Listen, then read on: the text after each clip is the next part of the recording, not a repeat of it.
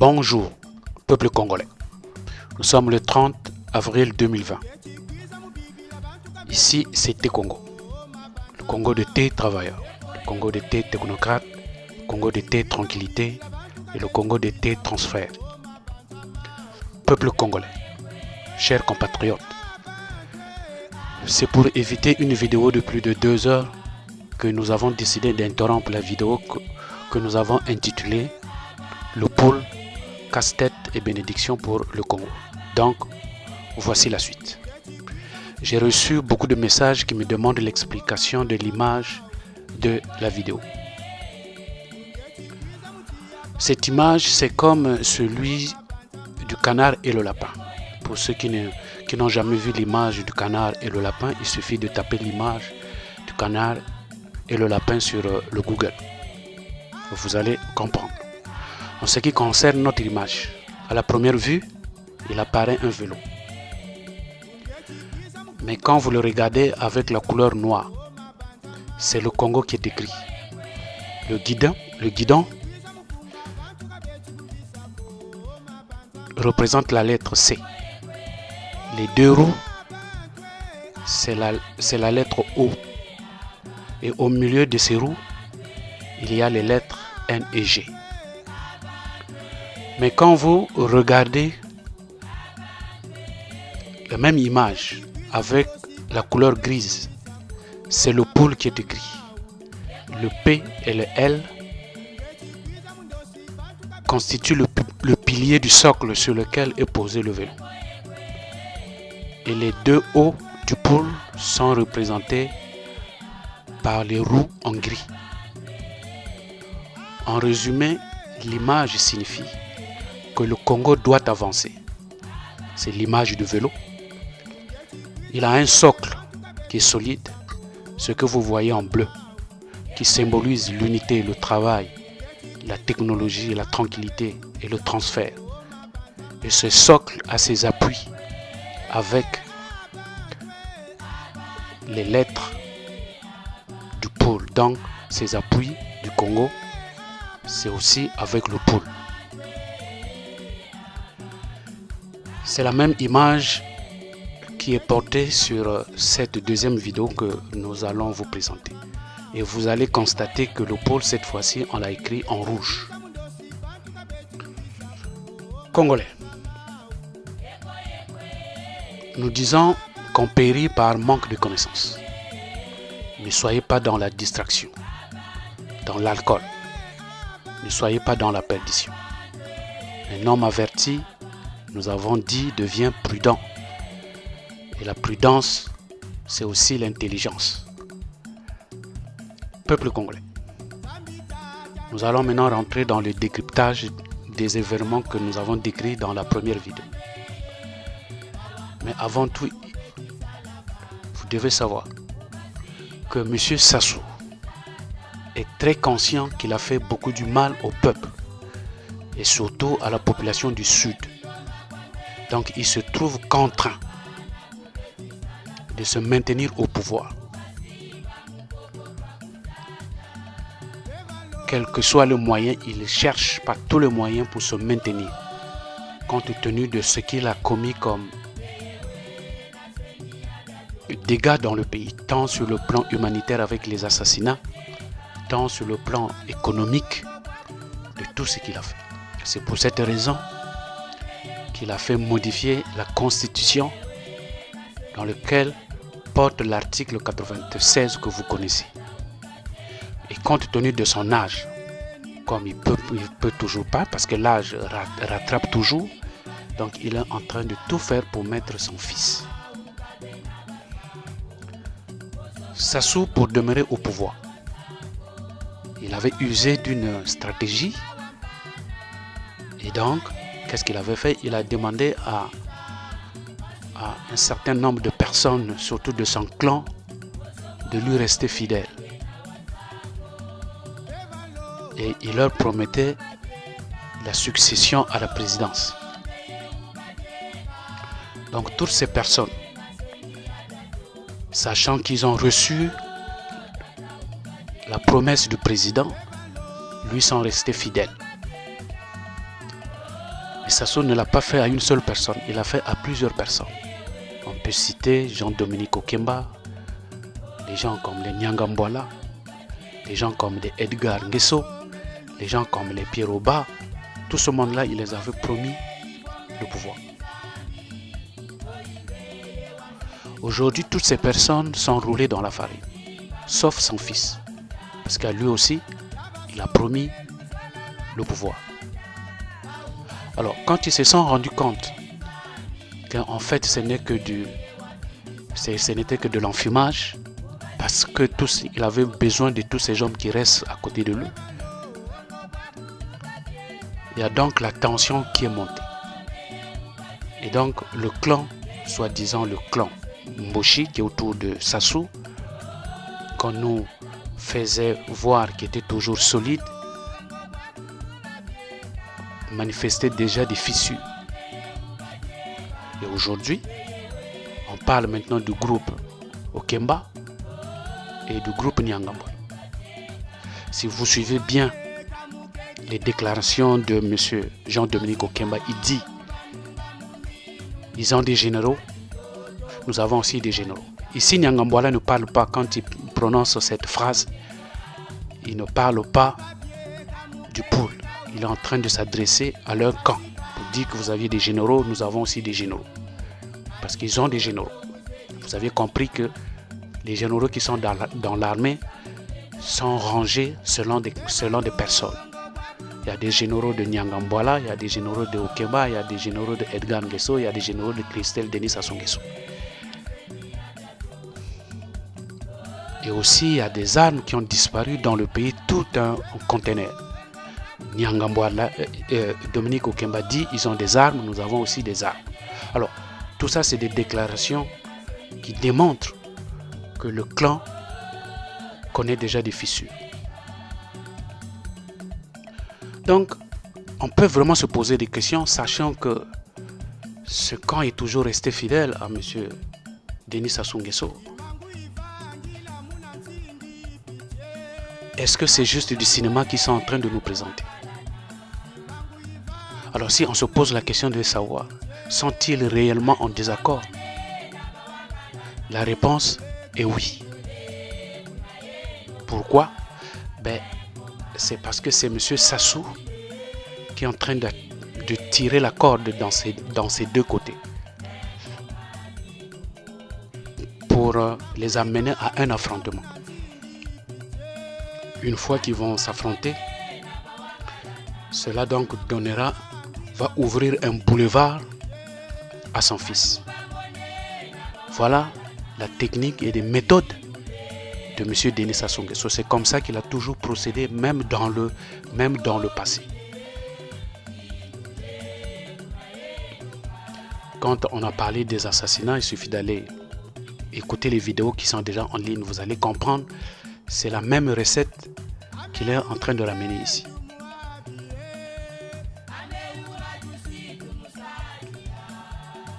À quoi il veut jouer? En fait, il veut faire opposer les deux camps. Quand ils vont s'affronter, bien sûr, il y en a un qui va perdre. Le gagnant, c'est M. Sassou maintenant qui va l'éliminer lui-même physiquement. Parce que lui, au lieu d'aller affronter deux camps, lui Sassou, éliminer les deux à la fois, il se dit, c'est se donner trop de services. Et en plus, ça sera connu déjà de tout le monde. Donc, entre-temps, c'est un autre, je veux monter un autre qui va s'occuper de l'autre. Et quand celui-là va gagner, ça me fera juste un élément à combattre au lieu de deux.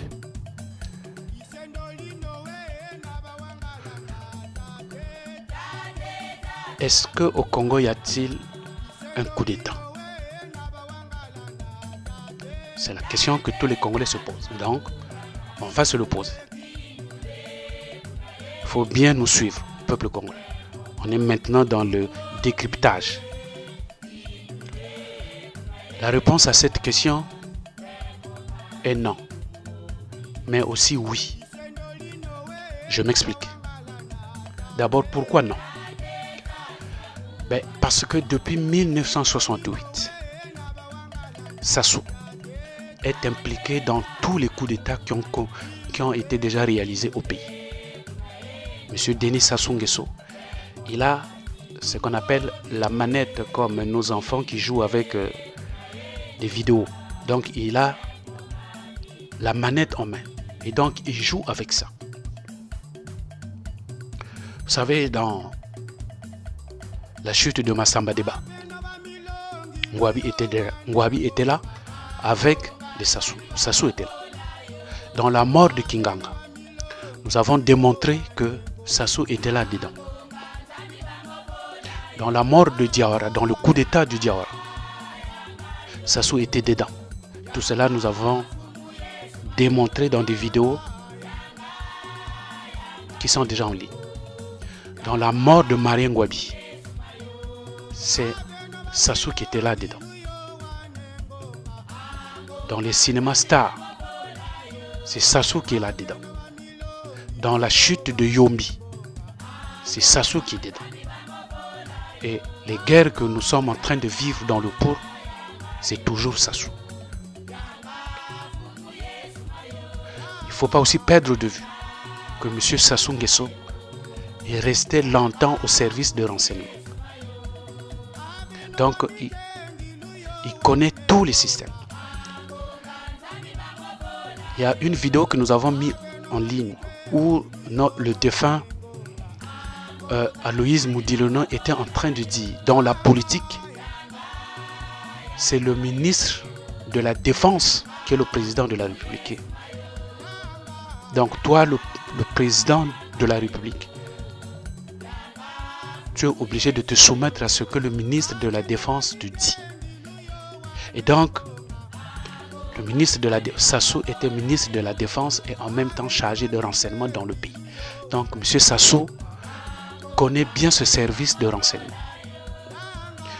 Voilà pourquoi je vous dis qu'il est difficile de faire un coup d'État au Congo, sachant que Sassou, il est au service de renseignement. Jusqu'à présent, le service de renseignement au Congo a été toujours géré par lui-même. Ce n'est pas parce que c'est M. Dominique Okemba qui est là. Non, c'est lui, M. Dominique Okemba, lui fait des fiches. Donc il connaît. Mais en dehors de ces fiches, vous savez le système de M. Sassou Nguesso. Derrière un Congolais, il y a encore un autre Congolais que Sassou met derrière. Donc s'il te donne un poste, quand il te confie un poste, il met derrière toi un autre Congolais pour pouvoir te surveiller. Donc les Okemba que vous voyez là sont surveillés par d'autres Congolais. Ce n'est pas parce que c'est son neveu tout ce qu'on raconte. En politique, Sassou n'a pas d'amis. Je peux vous dire, c'est parce qu'il est fatigué avec l'âge.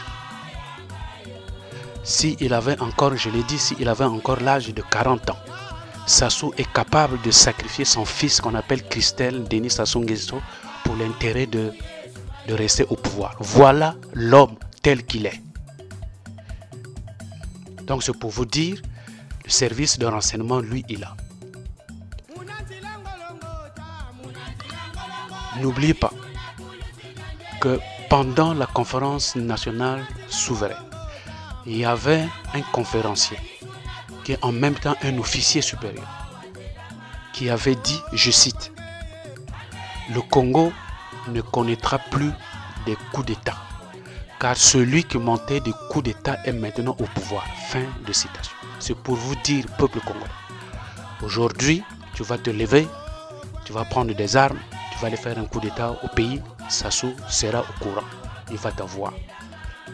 Et donc pour fermer cette parenthèse, je voulais dire au général Mbao qui programme, qui dit partout qu'il va aller faire un coup d'État, ben, il faut qu'il se prépare. Il faut qu'il se prépare réellement parce que M. Denis Sassou Nguesso, il a des oreilles partout. Et d'ailleurs, Monsieur le général Mbao, depuis la France, a connu déjà on a failli l'assassiner.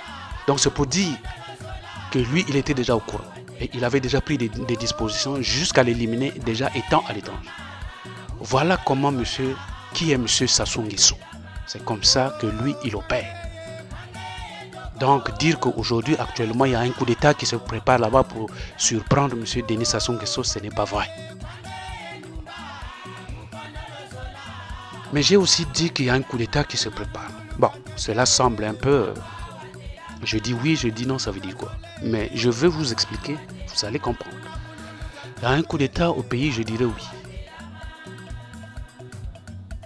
C'est ce que je venais d'expliquer tout à l'heure. Ici, M. Denis Sassou Nguesso, il est en train de tirer la corde de deux côtés. Dans sa basse-cour, il y a deux coqs qui chantent. Alors, vous connaissez cet adage-là qui dit, dans une basse-cour, deux coqs ne peuvent pas chanter. Donc, il y a ce coq qu'on appelle Okemba et l'autre qui s'appelle Nyangambwana. Alors, ils sont en train de s'affronter. C'est Sassou qui est en train de monter ce coup. Ce n'est pas que les deux veulent s'affronter, non. C'est Sassou qui joue à la manette pour les opposer. Parce qu'il a un objectif. Comme je venais de le dire. Au lieu de chercher à éliminer deux physiquement, il se dit pourquoi se donner autant du travail. Je laisse un éliminer l'autre. Il va faire de faux procès. On va arrêter certains comme il sait le faire. Et derrière, une fois que cela est fini, la première phase, alors lui, il va s'occuper de la deuxième phase. Parce que lui, c'est la toujours deuxième phase qui s'en occupe. Souvenez-vous.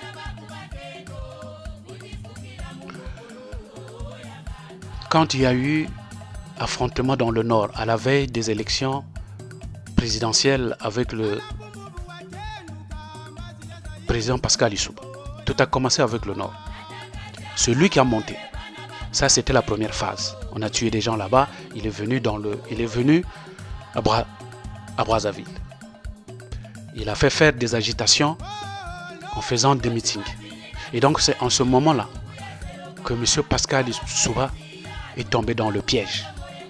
Donc il va envoyer des militaires pour aller prendre M. Denis Sassou Nguesso. Or, M. Sassou Nguesso était déjà dans la deuxième phase, puisqu'il avait déjà fini la première phase dans la cuvette. M. Lissouba, il va envoyer des gens, c'est M. Sassou.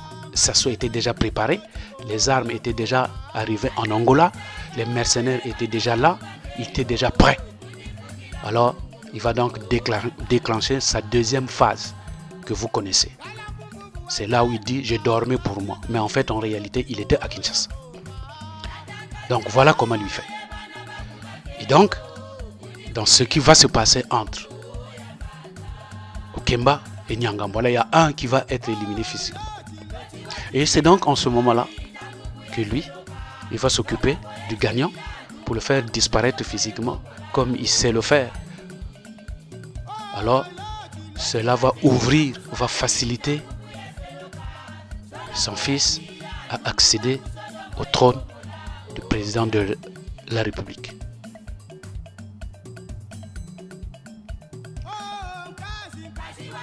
C'est donc pour cette raison que vous voyez des militaires dans le pool, que vous voyez des militaires aller jusque dans le Grand Niari. C'est ça qui justifie l'état de siège. Vous allez me poser la question, mais est-ce que le Congo est en état de siège? La réponse est oui. Nous avons dit dès le début dans la première vidéo qu'il avait fait une lettre au président de l'Assemblée nationale, M. Isidore Mvouba, dans lequel il avait dit quels sont les projets de loi qui devaient être examinés. Nous l'avons lu, cette lettre, les projets de loi. Et donc, au 5e projet de loi, il avait fait inscrire qui veut instaurer l'état de siège. Alors, comme vous pouvez le constater, comme moi, les Congolais ont beaucoup parlé, les Congolais ont crié, les Congolais sont allés dans les réseaux sociaux pour dire ça ne peut pas, on ne peut pas avoir un état de siège. Ça veut dire que Sassou est en train de... Ça a tellement fait du bruit que Sassou s'est dit, bon ok, je ne fais donc pas l'état de siège classique que tout le monde connaît. C'est quoi l'état de siège classique? L'état de siège, c'est un dispositif juridique généralement mis en œuvre par le gouvernement en cas de péril. Éminemment quand il y a insurrection, l'armée ou invasion étrangère pour la nation. Il comprend plusieurs dispositions. L'armée remplace la police pour la sécurité publique. Certaines libertés de l'État de droit, circulation, manifestation, expression sont fortement restreintes. Les médias sont contrôlés. Il y a un couvre-feu qui rentre souvent en vigueur sur les territoires concernés par l'état de siège. En plus, il y a la mobilisation nationale. La mobilisation nationale peut être décidée. Les tribunaux civils sont remplacés par des tribunaux militaires. Il y a la surveillance accrue de la population. Donc voilà des éléments. Quand vous aviez ces éléments-là, vous comprenez qu'on est en état de siège. Or, tous ces éléments que nous venons de dire, c'est à 90% de ce que nous sommes en train de vivre. Quand il allait faire l'état de siège, connu classique, que tout le monde connaît tel qu'on est en train de voir, ben, les Congolais, comme je l'ai dit, allaient crier partout, et puis l'Union africaine allait demander à M. Sassou Nguesso qu'est-ce qui se passe, tout ça, et puis la communauté internationale allait savoir, il n'y a pas eu un coup d'État, il n'y a rien, qu'est-ce qui s'est passé, tout d'un coup on se retrouve en état de siège. Alors, pour éviter tout ça, M. Sassou a fait ce que nous appelons l'état de siège masqué. Donc, quand nous nous posons la question de savoir est-ce que le Congo est en état de siège, nous avons lu dans les réseaux sociaux, beaucoup ont écrit, voilà, pour une première fois, Sassou a dit quelque chose qu'il n'a pas pu faire, ça veut donc dire qu'il a reculé, on l'a fait reculer, donc nous avons gagné. Mais laissez-moi vous dire, Sassou n'a pas reculé. Sassou a bien installé son état de siège, mais sauf que c'est masqué. Je vais vous dire pourquoi. Peuple congolais, vous aviez vu ensemble avec nous que même les médias, c'est ce que nous avons dit, les médias sont maintenant contrôlés par l'armée. N'avez-vous pas de militaires? Vous n'avez pas vu de militaires à la télé qui sont là? Pourquoi? Ça, c'est des éléments de l'état de siège. Il y a un couvre-feu au pays. Certes, c'est vrai pour le coronavirus. On le sait. Mais voyez comment l'armée et la police est en train de taper la population. Sous prétexte que, parce qu'ils ne veulent pas respecter le couvre-feu. Non, peuple congolais. À cause du coronavirus, parce que les gens n'ont pas respecté le couvre-feu, il faut voir comment les gens sont tapés jusqu'à leur blesser des dos. On les tape à cause du couvre-feu qu'ils n'ont pas respecté. Peuple congolais, vous comprenez que ça, ce sont des indices d'un état de siège. En plus, vous aviez vu que c'est monsieur Mvuba. Il travaille avec le gouvernement de monsieur Mwamba depuis. Il connaît ce gouvernement. Il travaille ensemble avec eux. Et vous pensez que M. Mvuba, quand il déclare que le gouvernement de M. Mwamba est devenu inefficace, inexistant, avoué à l'échec, vous pensez que M. Mwamba, quand il le dit, parce qu'il vient à peine de connaître ce gouvernement, alors qu'il travaille avec ce gouvernement depuis? Non, peuple congolais. C'est simplement pour vous dire que ce gouvernement, nous venons de le déposer. Voilà le terme. qu'on utilise souvent, que les militaires utilisent souvent quand il y a l'état de siège. Donc ce gouvernement a été déposé par l'armée. C'est pour cela que vous voyez des militaires venir à la télé. Ce gouvernement, en fait, est déposé. S'il est là, c'est juste pour la préfiguration seulement. Ce gouvernement est déposé selon même le président de l'Assemblée. Voilà, ça ce sont des éléments qui démontrent qu'on est en état de siège. Quand vous voyez qu'il y a des militaires qui sont déployés dans le pôle, peuple congolais, c'est pour vous dire qu'on est dans l'état de siège.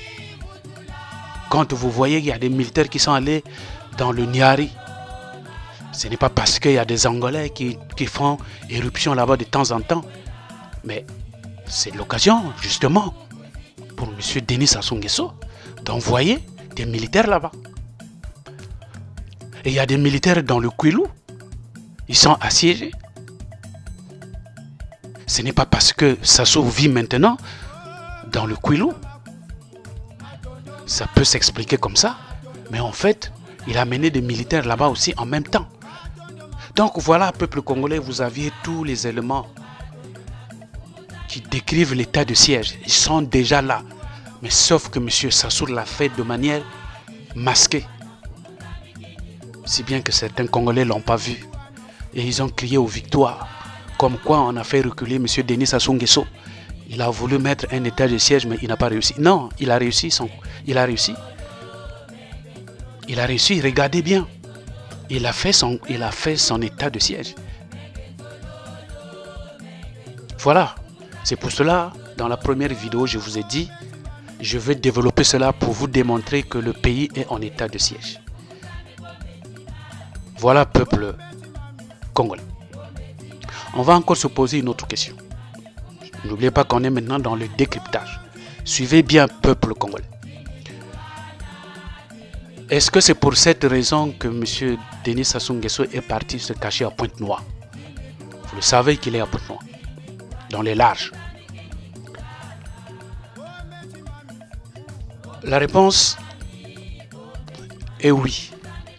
Mais il y a plusieurs explications qui justifient sa présence à Pointe-Noire. Alors, nous avons dit que M. Denis Sassou Nguesso est parti à Pointe-Noire du 17 au 22 février. Qu'il était parti à Pointe-Noire avec le but d'aller mettre les structures, pour aller mettre en service certains points qui étaient inscrits à l'ordre du jour. Nous les avons détaillés dans la première vidéo. Mais en fait, en réalité, ça, ce n'était que du bluff. C'est ce qu'il fallait montrer au jeu de la population, au jeu des Congolais. Voilà pourquoi vous le voyez en train d'inaugurer, poser des pierres, et puis voilà, quoi, c'est ce qu'il a fait. Mais la réalité, c'est qu'en fait, il était parti à Pointe-Noire pour mettre des structures avec les Français. Parce qu'il devait aller là-bas, à Pointe-Noire, et aller vivre au large. Donc quand il est parti là-bas, c'est ça qu'il était parti. Il était parti pour mettre les points avec les Français. Se mettre là-bas, pourquoi? Parce que quand il est au large là-bas, il savait en se mettant au large à Pointe-Noire. Et je ne cache rien aux Congolais. Vous savez que dans cette partie du large, à Pointe-Noire, il y a 7 zones. Même les Congolais. Suivez, même le Pascal Lissouba l'avait dit. Comment peut-on expliquer? Dans le territoire congolais, il y a une zone où même les Congolais, eux-mêmes ne peuvent pas rentrer. Ce ne sont que des Français qui rentrent là-bas. On est au Congo. Mais cette partie, les Congolais n'ont pas le droit de rentrer là-bas. Sauf les Français qui rentrent là-bas. C'est là où lui, il est. Pouvez-vous imaginer, les Congolais, vous êtes en France, mais il y a une partie de la France, ce ne sont que les Congolais qui sont là-bas, qui peuvent rentrer là-bas. Les Français n'ont pas droit. Vous trouvez ça correct? Mais c'est ça qui se passe à Pointe-Noire. Et donc c'est dans cette zone-là que Luiz Sassou est. Ce qui fait que quand il est là-bas, il peut faire tous ses mouvements, que ce soit le jour ou la nuit, personne ne saura. Il peut même se déplacer pendant qu'il est là-bas. Il peut aller au Gabon, il peut aller au Maroc pour aller se faire soigner. N'oubliez pas qu'il est malade. De temps en temps, il a besoin de se déplacer. Donc, quand il démarre du large, il peut aller partout. Aucun Congolais ne le saura. L'hélico va se déplacer, il va aller au plus loin là-bas du large, et puis il se retrouve au Gabon, il prend l'avion, il peut aller, il peut tout faire. Les Congolais ne sauront jamais. Or, s'il faisait ces mouvements étant à Oyo, ben vous comprenez que tout le monde devait être au courant. Surtout que maintenant, vous aviez l'Internet, les réseaux sociaux, puisque vous l'aviez dit que vous aviez maintenant le mouvement de baie vitrée qui est là. Donc, ce qui fait que tout est surveillé, tout est contrôlé. Mais Sassou s'est dit, ben, je veux vous prouver que je peux faire autrement, je peux procéder autrement sans que vous ne contrôlez mes mouvements. Voilà, c'est ça qui a fait qu'il est allé là-bas. Donc, comme il était sûr de son coup, il s'est préparé pour ça, ben, il est allé là-bas, le temps qu'il va faire, il est parti là-bas avec sa femme. Et même si un coup d'État vous allez le faire, vous n'irez pas là-bas parce que je vous ai dit que là-bas c'est surveillé par les Français. Donc il est allé là-bas pour se mettre, non pas en sécurité, mais aussi pour faire tous ces mouvements à l'insu des Congolais. Donc c'était ça sa mission quand il est parti à Pointe-Noire du 17 au 22 pendant 5 jours. On ne peut pas aller pendant 5 jours aller à Pointe-Noire pour aller mettre en service ce que nous avons cité. Vous trouvez maintenant, vous comprenez le but qu'il est allé à Pointe-Noire. On peut encore se poser la question, mais où est-ce qu'on a, où est-ce que nous en sommes réellement? Qu'est-ce qui s'est passé avec l'avion de Air Afrique qu'on avait attaqué? Peuple congolais, je vous ai donné la date, que ça s'est passé le 11 à Pointe-Noire. Mais en fait, en réalité, cette attaque, c'est un coup d'État monté par M. Denis Sassou Nguesso. Suivez bien parce que nous sommes en train de décrypter tout ce qui s'est passé entre-temps. C'est un coup d'État monté par M. Denis Sassou Nguesso. Vous allez nous dire, mais pourquoi et comment? Mais en fait, Sassou, vous savez, Sassou, il est vrai qu'il a été mis là par les Français. C'est vrai que M. Sassou privilégie les Français pour l'exploitation du pétrole. Mais il faut vous dire une chose. Il faut regarder la France de deux angles. Il y a ce qu'on appelle la France de l'économie et il y a aussi la France de la politique. Si tout semble bien marcher avec M. Sassou, avec la France de l'économie, il n'en est pas le cas de la France pour la politique. Ça n'a rien à voir avec la France-Afrique. M. Sassou a des difficultés avec les autorités de la France. Vous savez qu'il n'a pas été reçu officiellement avec toutes les trompettes à la France. Macron l'a toujours évité. Tant bien même que dans les coulisses, ils se voient. Parce qu'il y a certaines situations, ils sont obligés de se retrouver. Alors, Sassou connaît tout cela. Et Sassou, c'est quelqu'un qui a fait des renseignements. Il ne faut pas perdre de vue que ça lui fait plus de 40 ans qu'il est dans la scène politique. Alors, il s'est dit, je vais chercher à tenir les Français en haleine. Qu'est-ce qu'il a fait? Il a monté un coup en criblant des balles l'avion de la France.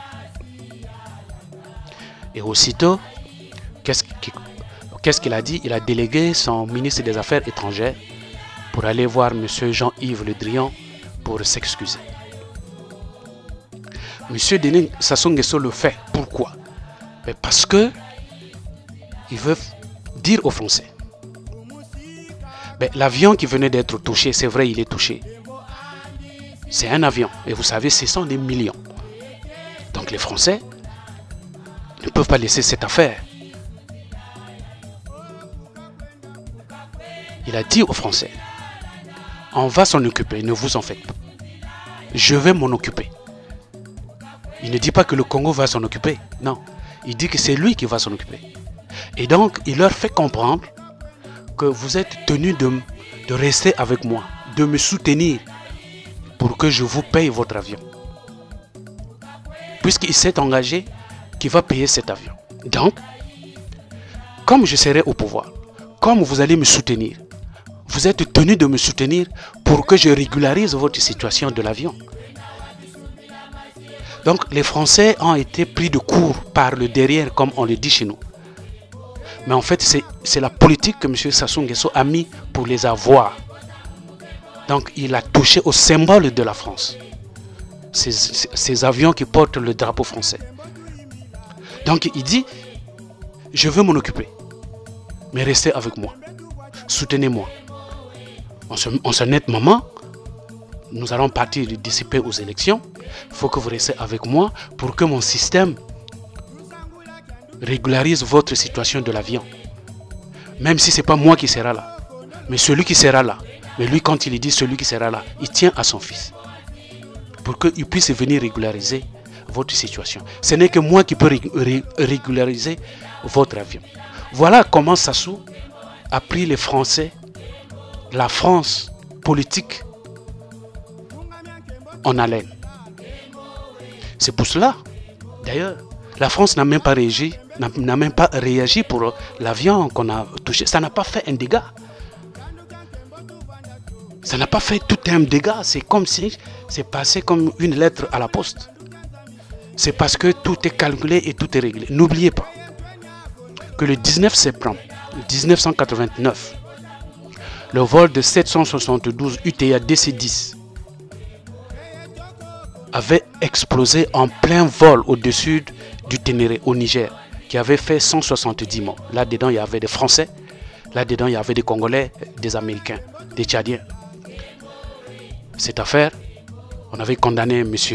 Kadhafi. Kadhafi a essayé de régler, mais il faut savoir que la bombe qui avait fait exploser cet avion avait été posée à Pointe-Noire. Donc, M. Sassou Nguesso avait été cité dans cette affaire. M. Sassou Nguesso a fermé la bouche des Français pour cette affaire. Donc, c'est pour vous rappeler qu'il n'est pas dans le premier coup des avions avec la France. Donc, il sait comment toucher la sensibilité des Français. Quand vous touchez au symbole de la France s'élève.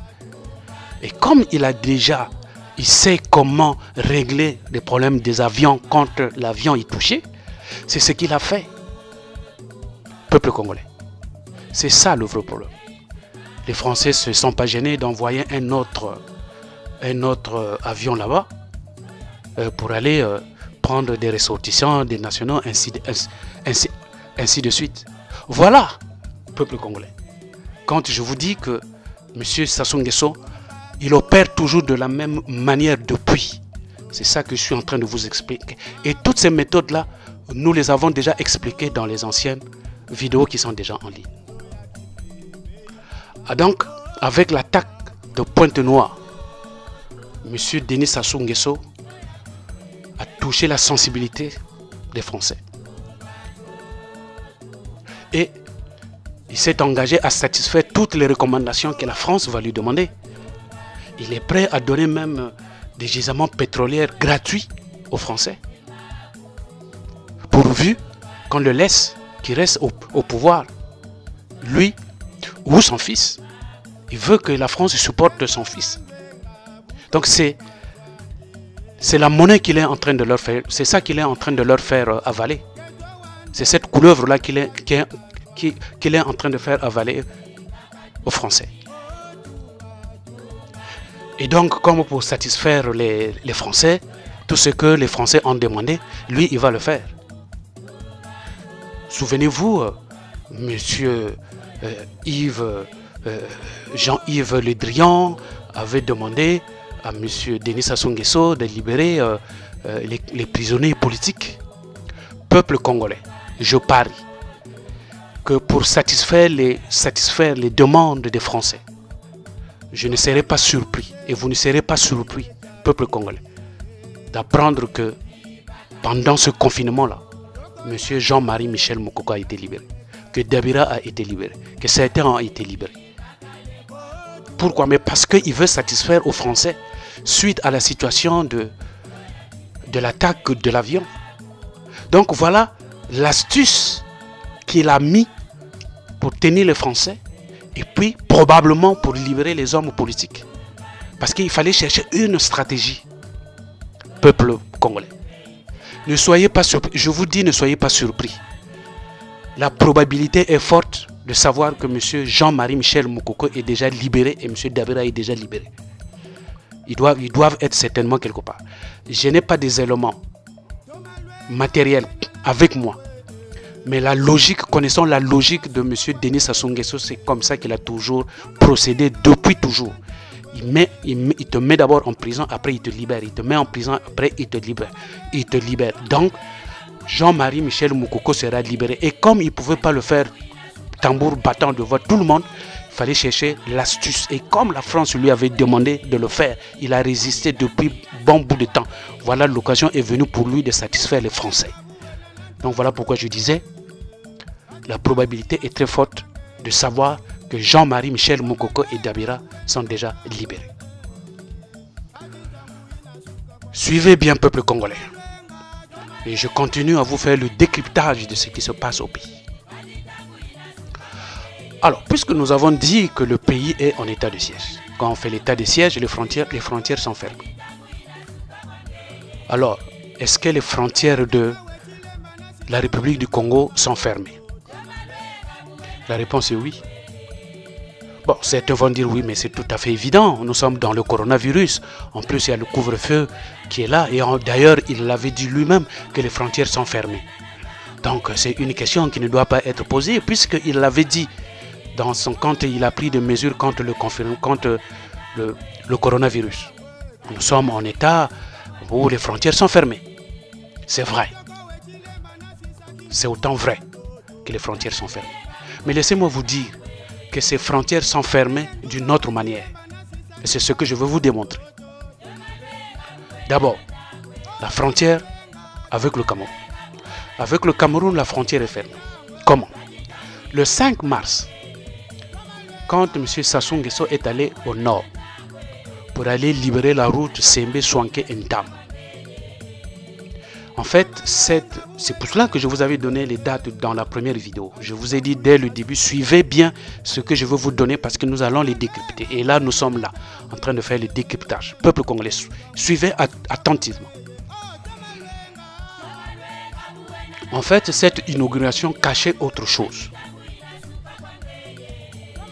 Parce que Sassou voulait se rassurer que la frontière devait être fermée avec le Cameroun.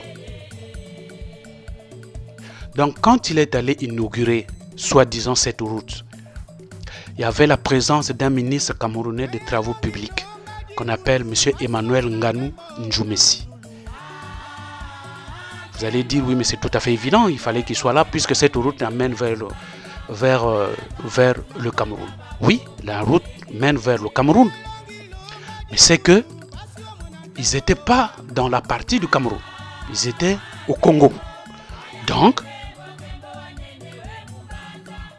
le ministre camerounais n'était pas obligé d'aller assister à l'inauguration d'une route qui se fait au Congo. Encore que il y avait une partie, il y avait l'inauguration du côté Congo et l'inauguration aussi du côté Cameroun. En ce moment-là, les deux étant réunis faits, ils pouvaient inaugurer ensemble. Or, du côté Cameroun, la route n'est jamais faite.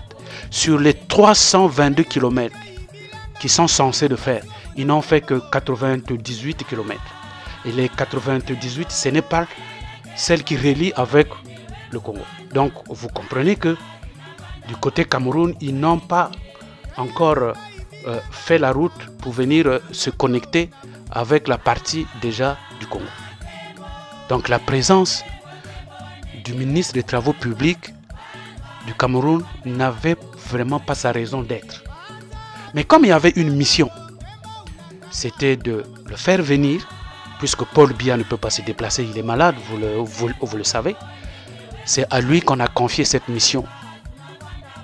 Et donc rassurer son frère Paul Biya que cette partie du Cameroun doit être surveillée par les Camerounais et les Congolais. Veiller à la frontière entre ces deux pays. C'est comme ça qu'on le fait. Imaginez quand on avait inauguré ce qu'on appelle, quand Mitterrand avait inauguré avec Madame Margaret Thatcher, ce qu'on appelle la Manche, mais les deux se sont retrouvés. Quand une situation concerne deux pays, il faut que les deux fassent la même chose au même moment pour que vous allez vous retrouver. Or ici, ça n'a pas été le cas. C'est pour cela que je vous dis, ça n'a été fait que pour se rassurer de la frontière avec le Cameroun. Quand on regarde avec le Gabon, peuple congolais, au Gabon, la frontière est déjà fermée. Vous savez que il y a une base militaire française qui est au Gabon. Ce sont ces militaires-là qui étaient venus bombarder la maison de Pierre Anga. Donc Sassou travaille avec eux depuis. Ce sont eux qui avaient réceptionné les armes quand Sassou est venu faire un coup d'État en France, au Congo, vous le savez tout cela. Donc la base française qui est au Gabon, Sassou négocie avec eux. C'est pour cela qu'il est allé rester au large, à Pointe-Noire. Ça aussi, ça peut le permettre d'aller là-bas négocier avec eux. Donc la frontière avec le Gabon n'est pas en danger, puisqu'il y a déjà des Français qui sont là, qui le surveillent. La frontière avec la Centrafrique. Peuple congolais, nous avons dit dès le début, dans la première vidéo, que le 22 avril, en pleine période de confinement, alors que les frontières sont fermées, Sassou a reçu le président centrafricain, Faustin Archange Touadéra. Nous vous l'avions dit. Il est venu voir Sassou. C'est pour cette affaire de se rassurer que la frontière avec la Centrafrique doit être fermée. Vous savez, quand Sassou demande ce service, quand il a fait appel à M. Touadéra, Touadéra ne peut pas refuser parce que la Centrafrique a déjà reçu beaucoup d'argent de Sassou. Sassou a payé plusieurs fois les salaires en Centrafrique. Donc quand il le demande à Touadéra, Touadéra ne peut que marcher, ne peut que se mettre au pas. Ça, vous le savez. C'est pour cela que je vous dis, sa présence au Congo, ce n'était pas un hasard. Il n'y avait pas vraiment l'objet de le faire. Les gens l'ont analysé pendant cette période. Quels sont les accords économiques qu'ils doivent signer avec le pays Centrafrique? Vous comprenez que c'était pas normal, mais en fait c'était pour ça. Il était venu pour se rassurer. La question qu'on va se poser, est-ce que la frontière avec le RDC est fermée? La réponse est oui. Peuple congolais, vous le savez, que M. Touadéra, avant de venir à Brazzaville, il est d'abord passé par le RDC voir M. Félix Tshisekedi. Donc, c'est à M. Touadéra que Sassou avait confié cette mission. De dire à M. Félix Tshisekedi de veiller aux frontières pendant cette période. Parce que lui, il va être en période d'état de siège. C'est ça qu'il est parti négocier. C'est ça qui était la mission de M. Touadéra à Kinshasa. C'est lui qu'on avait mandaté là-bas. Ce qui fait que quand il a fini de faire tout cela, Touadéra, il fallait qu'il revienne, maintenant qu'il vienne faire le compte rendu à Sassou. Que tout est réglé, je l'ai reçu, nous avons traité de tout cela. Peuple congolais, je suis en train de vous décrypter. Je vous ai dit les événements qui ont été posés pendant que nous sommes dans le confinement. Voilà les frontières comme Sassou les a verrouillées entre-temps. Vous allez me dire, je vais vous poser la question et vous pouvez l'observer. Peuple congolais, vous avez vu l'arrestation de Né Mwandan Semi, qui est d'origine de Bas-Congo, qui fait frontière avec le Poul, au Congo-Brazzaville. Vous allez me dire que c'est une coïncidence. Mais non, peuple congolais, il n'y a pas de coïncidence. Quand vous suivez M. Mwandan Semi, qu'est-ce qu'il a dit? Il dit non, moi je ne suis qu'en train de revendiquer mon salaire. C'est-à-dire ce citoyen, bien que c'est un leader d'opinion, bien qu'il a une église, mais il était en train de revendiquer, c'est ce qu'il a dit, je ne suis que là en train de revendiquer mon salaire. Ils sont en démocratie. S'il est en train de faire de l'agitation, ben, il n'a qu'à, lui, la justice n'a qu'à faire, n'a qu'à le convoquer au tribunal, le porter, et puis il s'en va. Mais vous avez vu de la manière dont on est parti l'arrêter, comme quelqu'un qui avait fait un coup d'État. Ce monsieur dit non, je suis simplement en train de revendiquer mon salaire. Il faut voir. Mais c'est quelque chose, c'est une arrestation qui cache quelque chose. Parce qu'ils savent, quand le Bas-Congo, du Congo démocratique, pousse, mais le Bas-Congo du Congo est aussi atteint. Donc ils prennent, ils savent, c'est le même peuple. C'est toujours le même peuple Bas-Congo. C'est celui-là qui est dans le Poul. Donc quand là-bas ça marche, ils vont traverser. Et vous faites le rapport avec ce que le commissaire de Makelekele a déclaré. Je ne sais pas s'ils sont allés chercher les étrangers. Ils sont venus du Zaïre. Ils sont là dans le Poul. C'est à ça qu'il était en train de faire allusion au peuple congolais. C'est pas pour rien. Voilà pourquoi je vous ai donné de suivre. Il faisait état à cela. C'est un homme politicien. Monsieur Bangui, c'est un officier. Il ne peut pas venir dévoiler les choses aux civils. Il ne peut pas venir parler de ces choses à des civils qui vendent au marché, qui vendent du foufou. Peuple congolais. Mais ce que vous devez savoir, c'est les mots de ce qu'il est venu dire qu'il faut aller exploiter pour comprendre pourquoi il a parlé du Zaïre là-dedans. Pourquoi il a parlé de l'étranger là-dedans. Pourquoi il a parlé du Poul là-dedans en disant qu'ils sont maintenant venus chez vous dans le Poul. C'était à ça qu'il était en train de faire allusion. Alors pour vous dire que cette frontière doit être fermée parce que les gens peuvent traverser là-bas pour venir faire un coup d'État.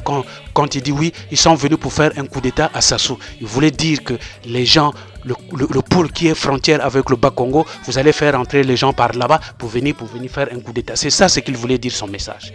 Mais ce message, nous allons aussi le décrypter plus loin.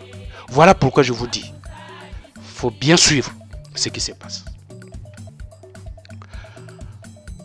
On va se poser la question, est-ce que la frontière avec l'Angola est fermée? Le peuple congolais, vous avez vu les camions qui sont allés dans le Grand Nyari. Ça aussi, vous le savez. On nous dit qu'il y a des Angolais, c'est vrai, de temps en temps, qui font éruption là-bas. Mais voilà, donc c'est l'occasion pour Sassou d'envoyer l'armée là-bas. Donc ça, ce n'est plus à se poser la question. Effectivement, la frontière avec l'Angola est fermée. Voilà, nous venons donc de faire la boucle de tous les pays limitrophes qui sont avec le Congo. Et donc vous comprenez que toutes les frontières sont fermées. Et ça justifie l'état de siège. Vous qui dites que non, mais oui, mais on n'est pas en état de siège. Oui, on est en état de siège. Nos frontières sont fermées. Non pas à cause du coronavirus, mais à cause de l'état de siège masqué de M. Denis Sassou Nguesso. Alors, on se pose encore une autre question. Est-ce que M. Sassou a peur d'aller vivre à Oyo? Parce qu'on nous dit qu'il a peur d'aller là-bas, on risque de le tuer là-bas par son clan, peuple congolais. À cette question, je veux vous dire, Sassou n'a pas fui Oyo. Tous les Congolais savent que M. Sassou aime se reposer à Oyo.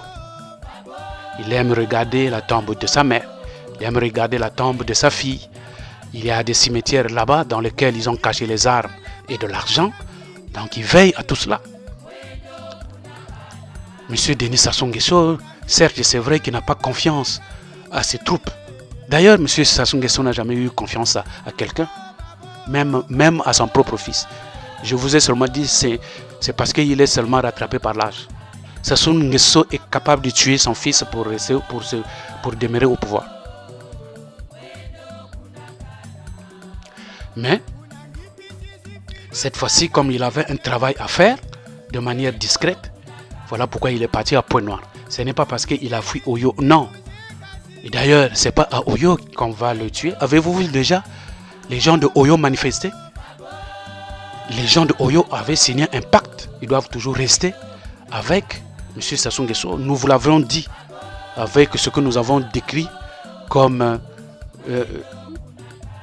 le D. Parmi les 5 D, il y a ce que nous avons appelé le D, c'est-à-dire détenir le peuple de Oyo en otage. Nous l'avons décrit dans la première vidéo que nous avons. Donc voilà pourquoi je vous disais, il ne s'est pas retiré de là-bas, c'est pas parce qu'il a peur ou on va le tuer. Non, personne ne va aller là-bas, vous allez voir après, il va aller là-bas. C'est son village.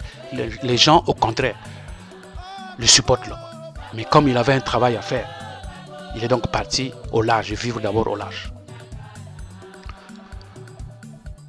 Donc par rapport à ce qu'on venait de dire, les Congolais se disent, mais est-ce que vraiment il a de l'argent pour payer cet avion qui venait de... Mais je vous ai dit, les histoires de politique, ça s'arrange en politique. Donc il dit aux Français, il suffit de me laisser, moi ou mon successeur. Et comme mon successeur, c'est mon fils que je veux mettre, donc le problème de l'avion sera payé. Il n'y a pas de problème. Le DC-10 qui avait d'abord explosé, on avait déjà réglé, donc ce n'est pas un problème. Mais sauf que quand même, M. Denis Sassou Nguesso a l'argent, ce n'est pas... il est capable de payer son argent avec toute sa fortune personnelle qu'il a. Ça aussi, ne vous en faites pas. Il y a une agence, il y a l'agence Ecofin qui a publié en disant que en fin décembre 2010, ils ont estimé les avoirs dans les banques internationales et de ménage de M. Denis Sassou Nguesso. Ça s'élevait à 533 millions de dollars, selon les statistiques fournies par la Banque de règlement internationaux, le BRI, une institution basée à Bâle, en Suisse, et qui a fait office de banque centrale des banques dans le monde. La majorité des avoirs de M. Denis Sassou Nguesso, il y a 540 millions qui sont en dépôt, dont 297 millions en dollars en euros, 54 millions en dollars et l'équivalent de près de 163 millions en dollars dans une devise inconnue. Ces avoirs de M. Denis Sassou Nguesso sont restés stables depuis la moitié de l'année 2019. Donc, M. Denis Sassou Nguesso a suffisamment d'argent pour régler sa situation. Vous savez, M. Denis Sassou, quand il a été renversé en 1992 après les élections où l'Issoua est passé au pouvoir, Sassou est allé en exil en France. Selon les informations qu'on a pu avoir, Sassou a souffert sur le plan financier quand il était en France. Je le dis de sources sûres pour les gens qui le côtoyaient en ce moment-là. Et donc Sassou s'est préparé cette fois-ci pour ne pas vivre ce qu'il avait connu pendant ce moment-là. Et comme il se dit, il veut aussi avoir une retraite bien beurrée, donc il s'est préparé par rapport à ça.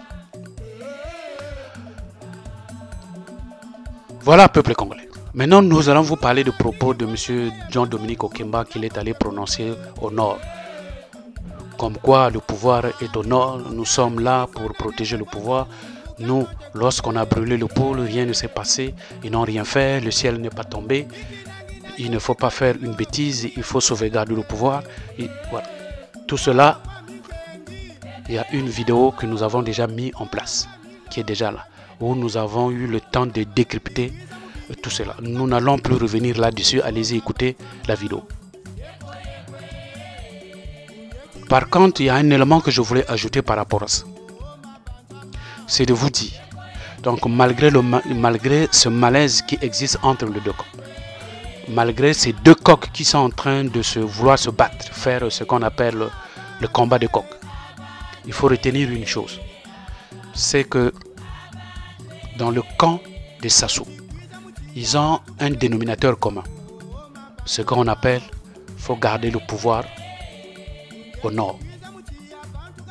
C'est-à-dire que même si c'est Okemba qui va gagner, pourvu que ça reste au nord, même si c'est Nyangambola, pourvu que ça reste au nord, n'oubliez pas qu'il y a un opposant qu'on appelle M. Mathias Nzo. Pourtant, il est du centre, Bateke.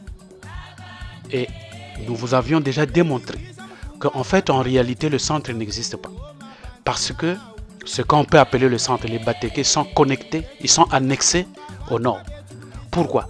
Mais parce que Sassou a pris les Bateke en otage. Ça, vous allez aller le suivre dans ce que nous avons appelé la vidéo de 5D. Tout est démontré là-bas dedans. Comment il a pris le règne, comment on lui a donné à Sassou. Les Bateke ont donné leur bâton de commandement à Sassou. Donc Sassou se dit roi des Bateke. Je ne veux pas faire le détail de ça. Allez écouter cette vidéo. Donc, le Nord a donc quand je parlais de M. Mathias Nzo, lui aussi il disait, et il dit, oui, on est à l'opposition, oui, on veut faire partir M. Sassou, oui, mais pourvu que le pouvoir reste au nord. Pourtant, c'est là où vous comprenez que il s'annexe, donc en le disant, il s'annexe au nord. Et c'est ça la réalité. Donc c'est ça qui est le dénominateur des gens du nord. C'est ça, peuple congolais, c'est ça que vous devez comprendre. Malgré qu'ils sont en train d'agiter le haut, mais ils sont unis par le bas. C'est ça que je voulais vous dire. C'est ça que je voulais ajouter à la vidéo que nous avons déjà mis en ligne. Maintenant, parlons des propos de M. Didas Alphonse Mbangi, qu'il a fait le 21 avril au marché de Bourreau, devant les civils, devant les simples citoyens qui vendent au marché. Peuple congolais.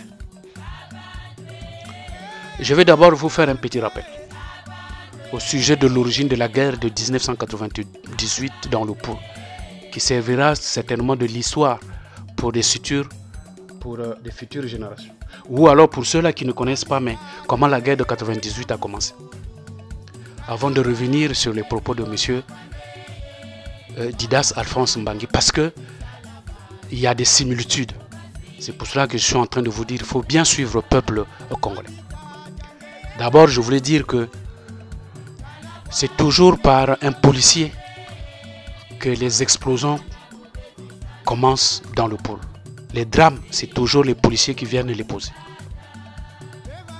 Si cette fois-ci, c'est M. Didas Alphonse qu'on a envoyé, en 1998, c'est M. Kamar qu'on avait envoyé. Je veux vous l'expliquer. Alors, je ne fais pas tous les débuts, c'est toute une histoire, vous le comprenez. Je crois que nous avons fait une vidéo par rapport à ça qui sont déjà là pour vous parler de l'origine de cette guerre. En 1997, Willy Mansanga s'échappe de la prison et il va donc se réfugier en Afrique du Sud. Suivez bien, peuple congolais. Quand il va revenir au Congo, il sera accompagné d'une bande de 53 Congolais qu'il avait recrutés là-bas, en Afrique du Sud, à Belge. Parmi eux figuraient celui qu'on appelait Théo, Modiba et Bertrand, qui sont venus. Parce que Willy était parti leur convaincre pour leur dire on doit aller faire la guerre, mais on va s'arranger du côté de M. Denis Sassou Nguesso. Pourquoi? Parce que le vieux Bernard Kolela nous a trahis. Donc, ils ont fait la guerre, ils ont gagné. Et souvenez-vous que Willy Mansanga avait dit que je viendrais implanter le drapeau au carrefour Angangalingolo, au carrefour qui va entre Linzolo et puis Kinkala. Il avait dit que je viendrais mettre le drapeau là-bas. Et il l'a fait, justement. Il a tenu à sa parole. Et donc, quand ils ont fait la guerre, ils ont gagné. Donc, pour venir mettre son drapeau, comme il avait dit, il y a eu beaucoup de malversations, il y a eu beaucoup de tués. Les Morel Kiwunzu, qui est le maire de Makelekele, ils ont tué des gens. Des ninjas de M. Bernard Kolela. Là, nous avons vu comment il a tué des gens là, au château d'eau. Il avait tué 2 personnes là, du coup, il a tué. Willy Mansanga avait tué des gens en Gangalingo, devant moi-même, qui vous parle. Des petits Mariens, il les a tués.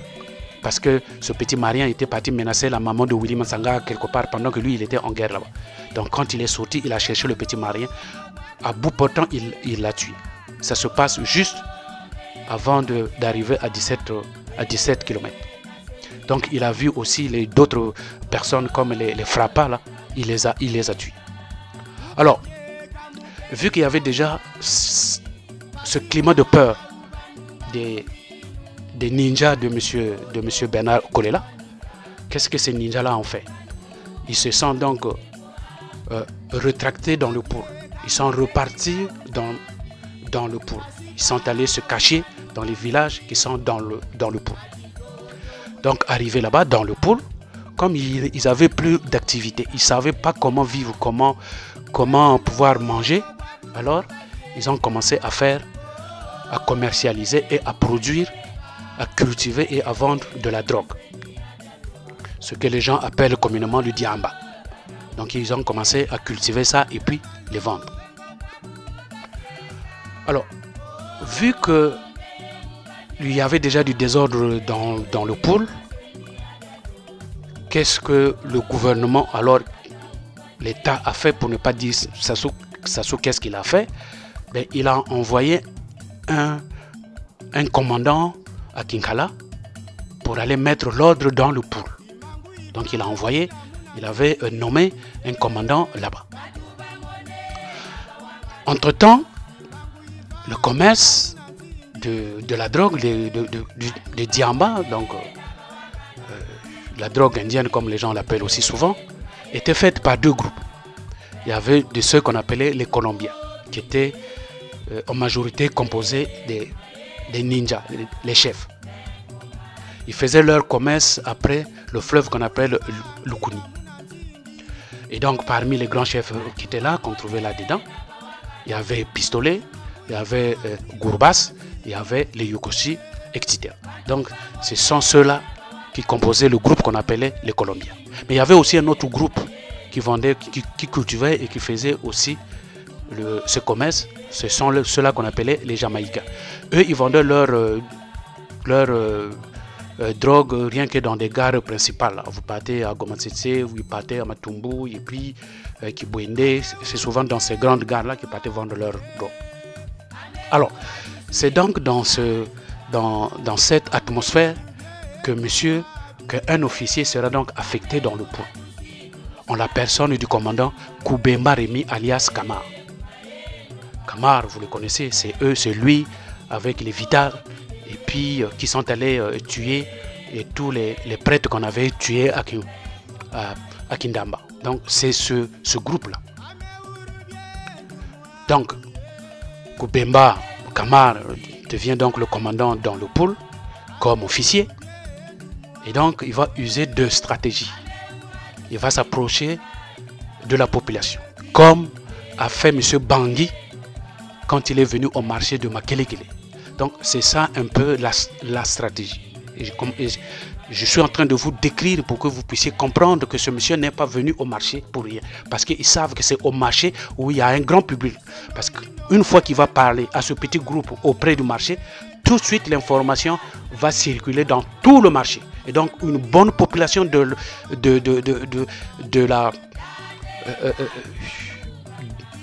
l'arrondissement Makongo Makelekele va être déjà au courant. C'est ça qu'il a fait. Il a parlé à un petit groupe, mais l'information s'est vite répandue. Donc il n'a pas choisi ce milieu par hasard. Peuple congolais. C'est ça que je suis en train de vous dire.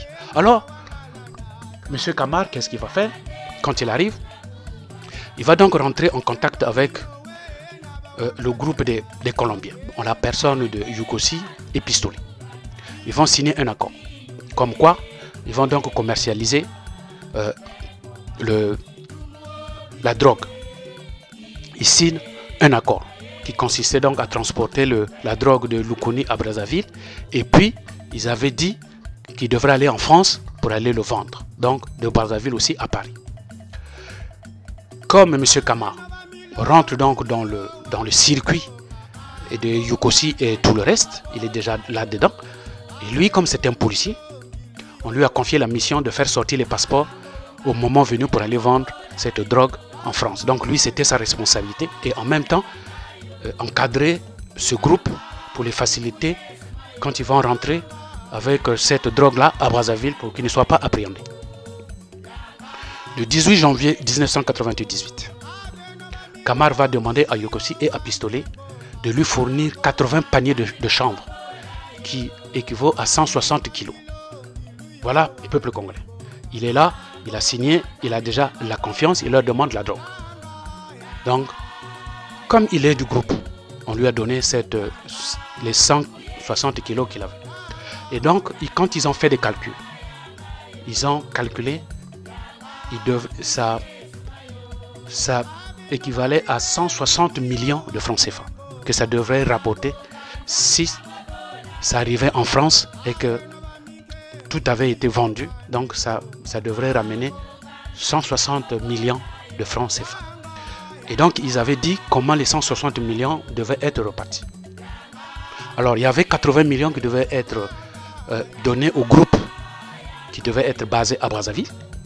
Il y avait 40 millions qui devaient être donnés aux ninjas qui sont dans la région, dans le pool, et 40 millions revenaient à M. Kamar lui-même. Donc ils se sont entendus sur la répartition de l'argent que cette drogue devrait régénérer. Sauf que, une fois que M. Kamar a encaissé ce drogue, il n'a plus voulu être ensemble avec le groupe.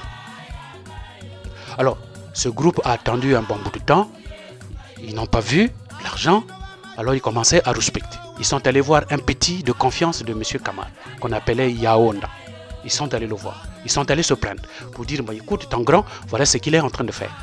Donc dis-nous qu'on veut le voir. Maintenant, quand l'information arrive auprès du Kamar, Kamar va bouder. Il ne veut plus les recevoir. Vous savez, Yokosi et Pistolet, ce sont des anciens militaires. Donc, quand ils ont appris que Kamar ne veut plus le voir, ils ont dit, bon, ok, on va le voir. Et puis, on va régler cette affaire. Lui, c'est un policier. Nous, nous avons été des anciens militaires. On va régler cette affaire maintenant. Donc, vous comprenez que la tension commence à naître dans ce milieu-là. Jusque-là, on ne parle pas de la pagaille ou de guerre dans le pot. Mais l'histoire commence déjà à prendre feu.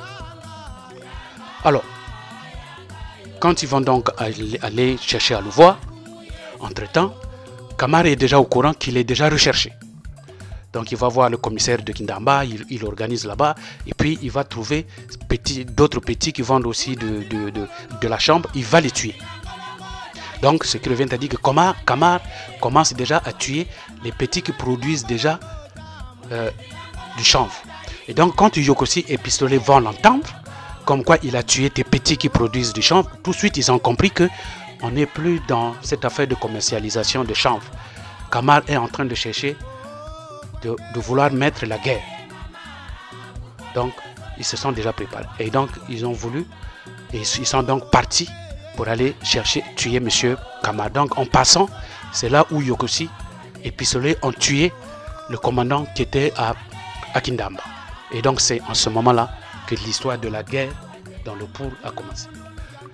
Bon, après va arriver, bon, je ne vais pas continuer pour démontrer à quel moment Ntoumi est arrivé. Parce que quand tout cela ça se passe, Ntoumi, on ne le connaissait même pas encore.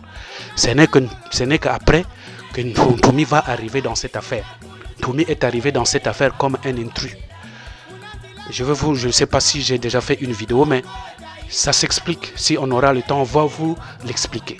Mais il faut seulement retenir que Ntoumi a été envoyé par M. Denis Sassou Nguesso. Nous l'avons dit et nous ne cessons de le dire. Ntoumi, c'est un fruit de M. Denis Sassou Nguesso. Donc il arrive parce que justement, il doit venir appuyer M. Kamar. Voilà, peuple congolais. Donc c'est dans cette pression-là, c'est dans cette situation-là que donc la guerre commence dans le Poul. Et vous comprenez, il y a des similitudes. C'est d'abord un policier qui vient allumer le feu. C'est un policier qui vient chercher à créer déjà un incident dans le pool. C'est de la même tactique pratique que M. Bangui vient faire parmi les civils. Vous pensez que M.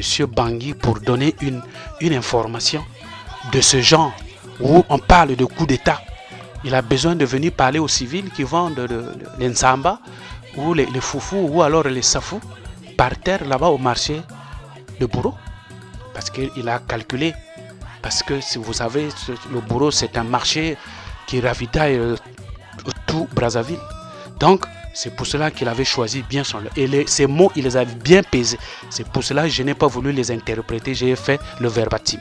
Et ça, nous allons les découvrir plus loin.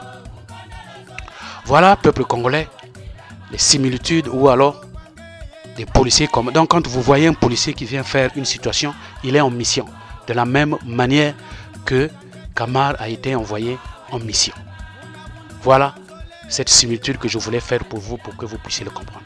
Maintenant, nous allons examiner, comme je l'ai dit, les propos de M. Didas Alphonse Bangui pour que vous compreniez que c'est les mêmes choses. Ce sont les mêmes pratiques qu'ils reçoivent de leur chef. Peuple congolais, nous avons écouté, il y a beaucoup de vidéos qui ont été faites en ligne où on a parlé de cette vidéo de monsieur, du colonel, monsieur Bangui. C'est bien. Vraiment, ça fait du bien. On a compris que les Congolais se sont levés, ils ont crié, ils ont parlé, ils ont dénoncé. C'est bien. Mais nous avons estimé qu'il y a une certaine analyse auquel peut-être d'autres n'ont pas compris. Et donc, nous sommes venus pour apporter ce complément. Parce que tout ce qu'ils ont dit, c'est bien. Mais nous voulons apporter notre contribution par rapport à ça. Voilà pourquoi nous sommes en train de décrypter tout cela. Parce que nous avons passé du temps à vous parler de M. Denis Sassou Nguesso dans son mode opératoire. Comment il a toujours opéré. Comment il a toujours fait. Les vidéos sont là. Ce colonel sait exactement de quoi il parle. Il est dans une dissuasion, dans la distraction, pour préparer l'opinion à un changement. Il vous prépare. Tout ceci pour éviter des contestations des gens du pool. Parce que quand il le dit, et après ce sont les militaires qui rentrent dans le pool, on vous a déjà préparé. Puisqu'on vous a dit que là-bas on veut faire un coup d'État. Donc, ils envoient des policiers à Goma Tsetse. Aujourd'hui, la présence de Goma Tsetse se justifie. Pourquoi? C'est parce que Pablo et Indiens veulent faire un coup d'État. C'est pour cela qu'on a envoyé des gens là. Mais vous comprenez que ce n'est pas ça le vrai problème. Voilà, peuple con. Quand on envoie des gens dans la route de l'Inzolo, mais Pablo et Indiens ne sont pas de l'autre côté là-bas. Pourquoi les militaires partent là-bas? Et nous le savons que le pool a été toujours assiégé, les militaires sont là. Ils sont toujours là. Voilà, peuple congolais. Sur quoi ce colonel est venu vous préparer. Vous avez même entendu la réaction, j'ai entendu la réaction de mes soeurs et de mes frères quand ce monsieur a fait son discours. Je les comprends, je les comprends. Ils ont dit oui, ah oui c'est vrai, ah si il a dit ça, ah donc c'est vrai, hein? Donc vous comprenez, ah non cette affaire-là, les gens là veulent nous faire un coup d'État. Je le comprends, je comprends cette façon de faire. Mais je sais que vous êtes un peuple intelligent. En le disant, vous le dites parce qu'il est là. Quand il a tourné le dos, vous allez dire cet imbécile en Gwandi, lui il pense. Ça je vous connais, vous êtes capable de faire. Et c'est comme ça que vous raisonnez, puisque je le sais que vous êtes comme ça. Vous n'aviez même pas cru, vous l'aviez dit devant lui pour lui faire confiance. Et il vous demande d'aller l'arrêter. D'ailleurs, nous allons décrypter ces verbatims. Alors, il dit, les membres de votre famille Bakongo, Pablo et Indien, ils sont en train de bouffer l'argent du diable. Peuple congolais. Vous savez, le mot de diable là, il y avait le pasteur, il y avait le professeur Lissouba qui l'avait prononcé. Et à l'époque, quand le professeur Lissouba l'avait prononcé, le diable était M. Denis Sassou Nguesso. Donc lui, quand il vient dire pour aller prendre l'argent du diable, il sait ce qu'est le diable. Le diable, c'est Sassou. Et il est en train de cibler la famille Bakongo. Parce qu'il sait que ceux qui sont dans le pool, ce sont les Bakongo. Ce sont les Bakongo qui ont tué Marine Ngouabi. Donc quand il le dit, il sait de quoi il est en train de parler. Et je vous ai dit que les Bakongo, ce sont ceux-là qui vivent dans le pool. Et les Bakongo, il y en a au Congo-Brazzaville, il y en a en Angola et il y en a aussi au Congo démocratique. Et ce sont ceux-là qui partent bouffer l'argent du diable. Et même quand il dit diable, il dit oui le diable, parce que Dieu ne veut pas que le pays se calme. Là il a changé parce qu'il s'est rendu compte que le mot qu'il a utilisé pour son chef n'est pas très bon. Et il dit le Dieu. Vous pensez que ce monsieur, il peut dire le nom de Dieu lui? Est-ce que lui il connaît c'est quoi un Dieu? Il connaît pas Dieu. Il prononce le nom de Dieu ici parce qu'ils savent que le peuple du pool, il croit beaucoup à Dieu.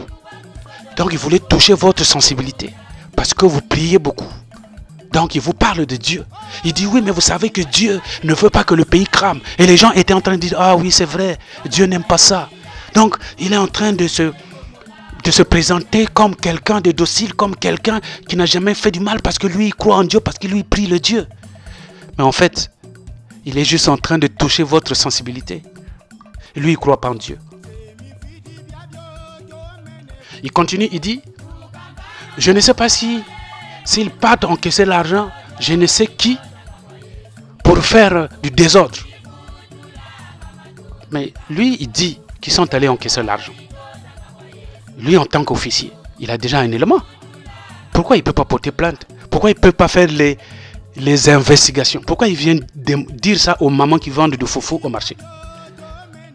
Si lui, il prétend que ces gens-là, ils ont encaissé l'argent, et il doit faire des enquêtes. Et surtout à son niveau du colonel qu'il est. Et en plus, il a le procureur qui a son parquet qui est là. Mais il n'a qu'à aller le voir. Et puis ils vont commencer les enquêtes. Pourquoi aller dire ça aux pauvres mamans qui vendent du safou du matin au soir au marché? Ils n'ont rien à voir avec ça. Voilà, peuple congolais.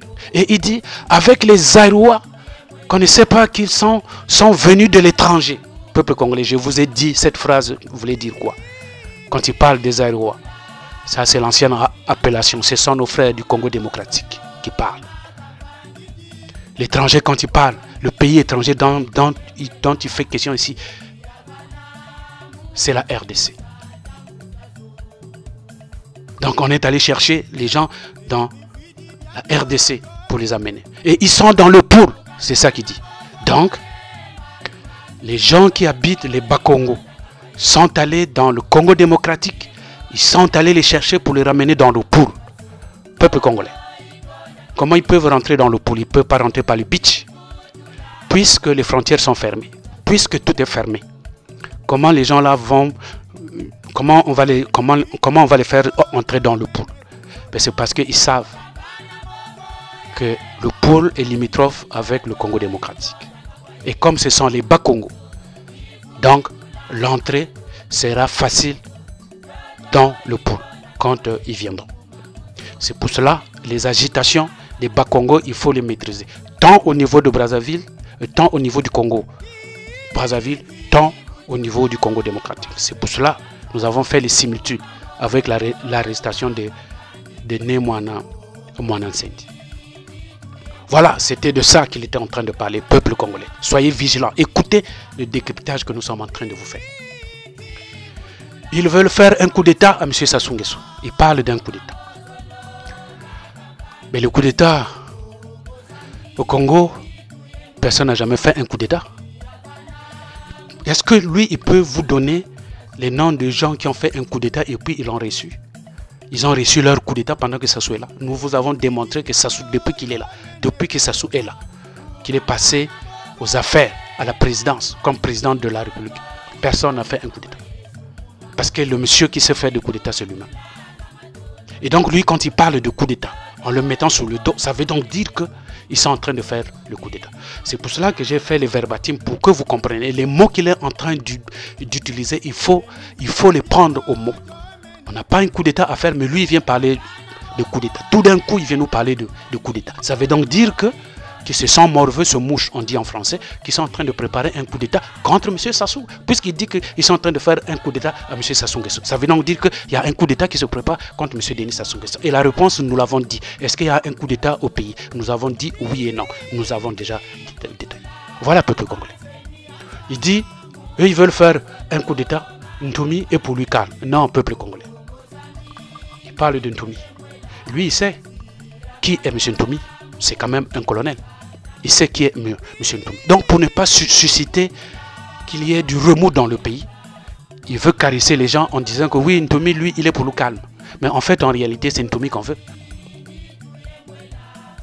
Mais pour ne pas trop le soulever maintenant, il est là pour venir pour dire que oui, mais Ntoumi, il est pour lui calme. Parce que s'il disait que Ntoumi s'est levé là-bas, ben, tout de suite, au niveau du marché, il devait y avoir agitation. Donc, pour calmer cette population et pour caresser les poils de M. Ntoumi, on vous fait comprendre que non, lui, il est pour lui calme. Donc, M. Ntoumi est pour lui calme, mais c'est plutôt Pablo et Indien qui sont sous l'ordre de M. Ntoumi qui est en train de faire l'agitation. Vous trouvez ce raisonnement correct? Non, c'est pas correct. Donc, vous comprenez tout de suite que ce qu'ils veulent faire. Donc, en fait, en réalité, c'est M. Ntoumi qui veut. Mais ils veulent que les gens restent calmes. Quand il utilise le mot que M. Ntoumi est pour lui calme, c'est une façon de dire vous restez calme. Nous allons faire notre affaire. C'est ça que ça veut dire. Son message, c'est ça que ça veut dire. Il dit, vous et moi, on doit ouvrir les yeux. Le peuple congolais, c'est pas à la population d'ouvrir les yeux quand vous voulez faire un coup d'État. Vous voulez faire un coup d'État et vous demandez aux gens qui vendent au marché d'ouvrir les yeux.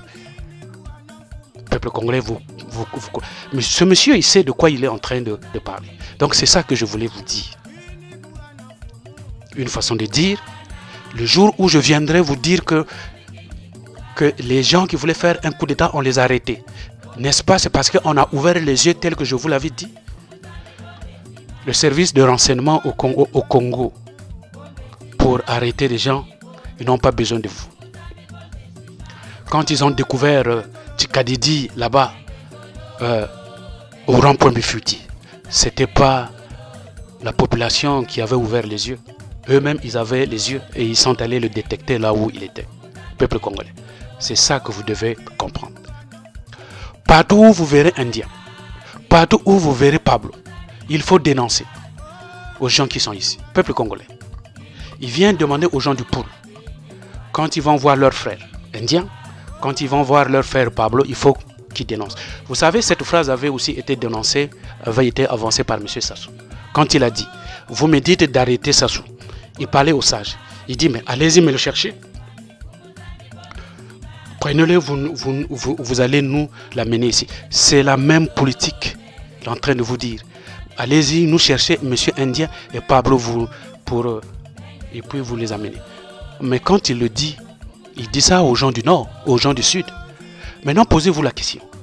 Est-ce que eux, ils ont l'habitude de dénoncer leurs propres frères au Nord? Avez-vous déjà vu des gens du Nord venir dénoncer auprès de la population du Sud leurs frères? Mais quand ils savent, puisque l'homme du pour eux, ce sont des imbéciles, c'est des gens qu'on peut facilement manipuler, on leur dit non, allez-y chercher vos frères. Et puis vous allez nous les amener ici. Voilà comment ils vous traitent. Vous n'avez jamais vu, même dans tout ce qui se passe, alors qu'ils ont bousillé l'économie, alors qu'ils ont volé tout ce que le pays est aujourd'hui, est réduit à zéro, même pas à zéro, à moins 10. C'est en dessous des zéros. Les gens du Nord ne sont jamais venus dénoncer ce que nous sommes en train de vivre, tant sur le plan économique, politique et puis des assassinats. Ils sont restés toujours fidèles à eux. C'est ce que nous avons décrit dans la politique de D, dans le prendre en otage le peuple du Nord. Voilà le peuple congolais. Il dit, si eux, ils ont encaissé l'argent pour faire du mal au Congo, c'est eux qui ont encaissé l'argent pour faire du mal au Congo. Voilà ce qu'il est en train de dire. Et puis il dit, on est donc ensemble. Voilà décrypté, peuple congolais, le message de M. du gouverneur, ou enfin du commissaire de Makelekele. Ne le prenez pas comme quelqu'un qui a perdu le courage ou qui a perdu le sens de raisonnement. Il sait ce qu'il est en train de dire. Il a bien calculé le lieu où il fallait lui donner l'information, parce qu'en le disant, la nouvelle devait facilement se répandre partout. Et en plus, en leur disant, ils doivent rester calmes, parce que nous, on a une opération à faire. Ce que nous savons, c'est que la frontière entre le pôle avec le Zaïre doit être surveillée là-bas, parce que les gens peuvent venir de là-bas pour venir faire du désordre. C'est tout ça qu'il est en train de vous dire, qu'il est en train de vous décrire ici, peuple au Congo. Et ils ont un objectif, c'est celui d'aller arrêter Ntoumi. Nous l'avons démontré que M. Ntoumi, c'est quelqu'un qui est mis dans les cibles de M. Sassou. Je l'ai détaillé dans la vidéo que nous venons de mettre. Ntoumi, c'est lui qui l'a encadré. C'est lui qui l'a fait ce qu'il est. Mais Sassou n'a pas besoin de lui. À un moment, il faut qu'il l'élimine. Parce que l'homme du Sud, à un moment, il peut varier.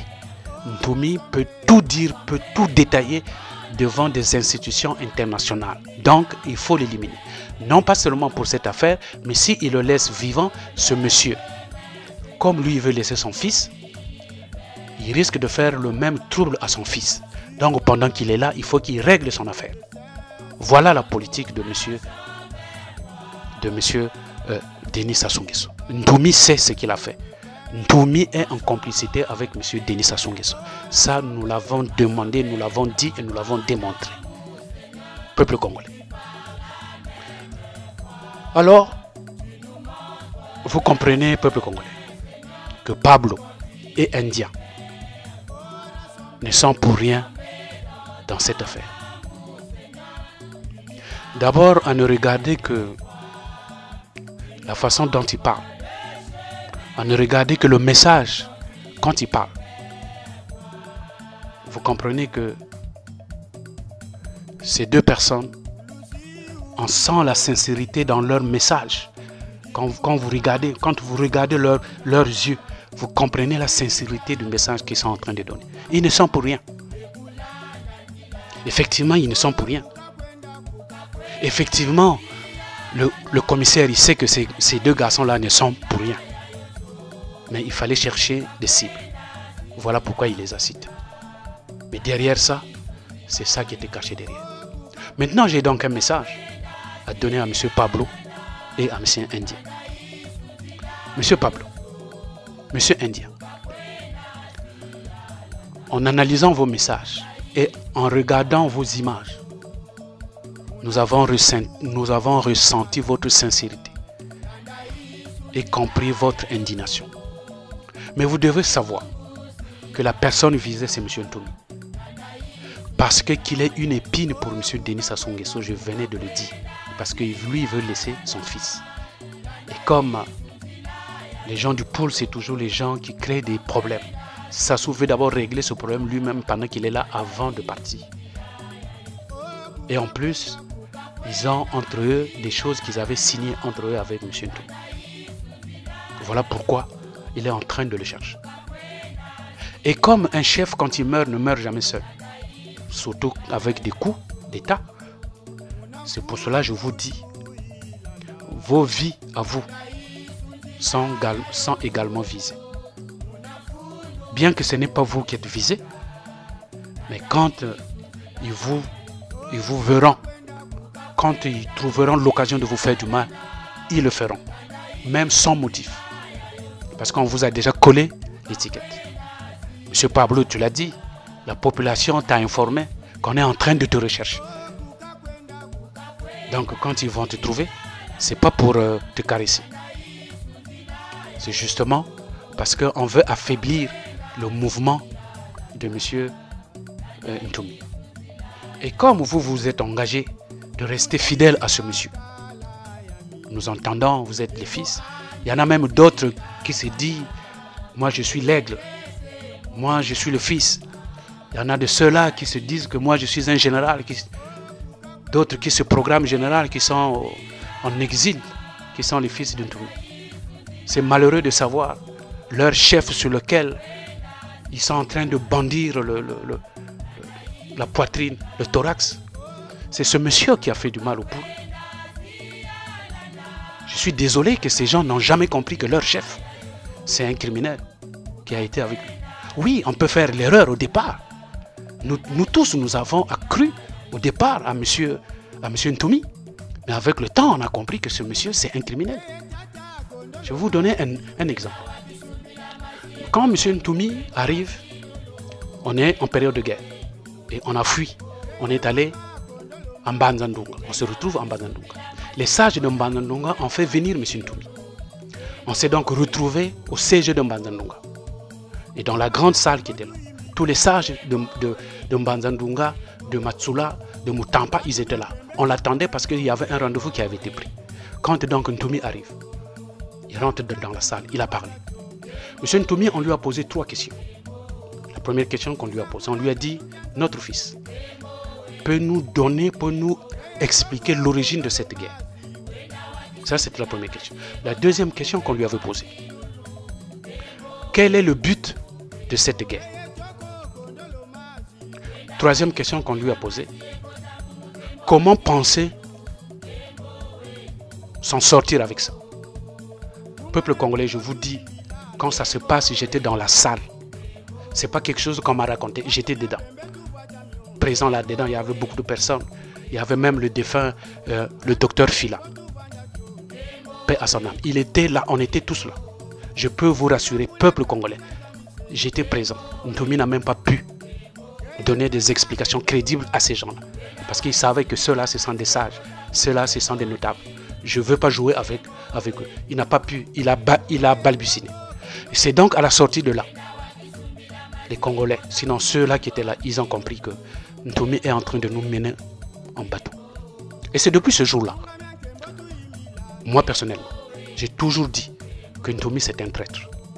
Ça s'est confirmé avec le temps. Je vais vous encore donner un autre exemple.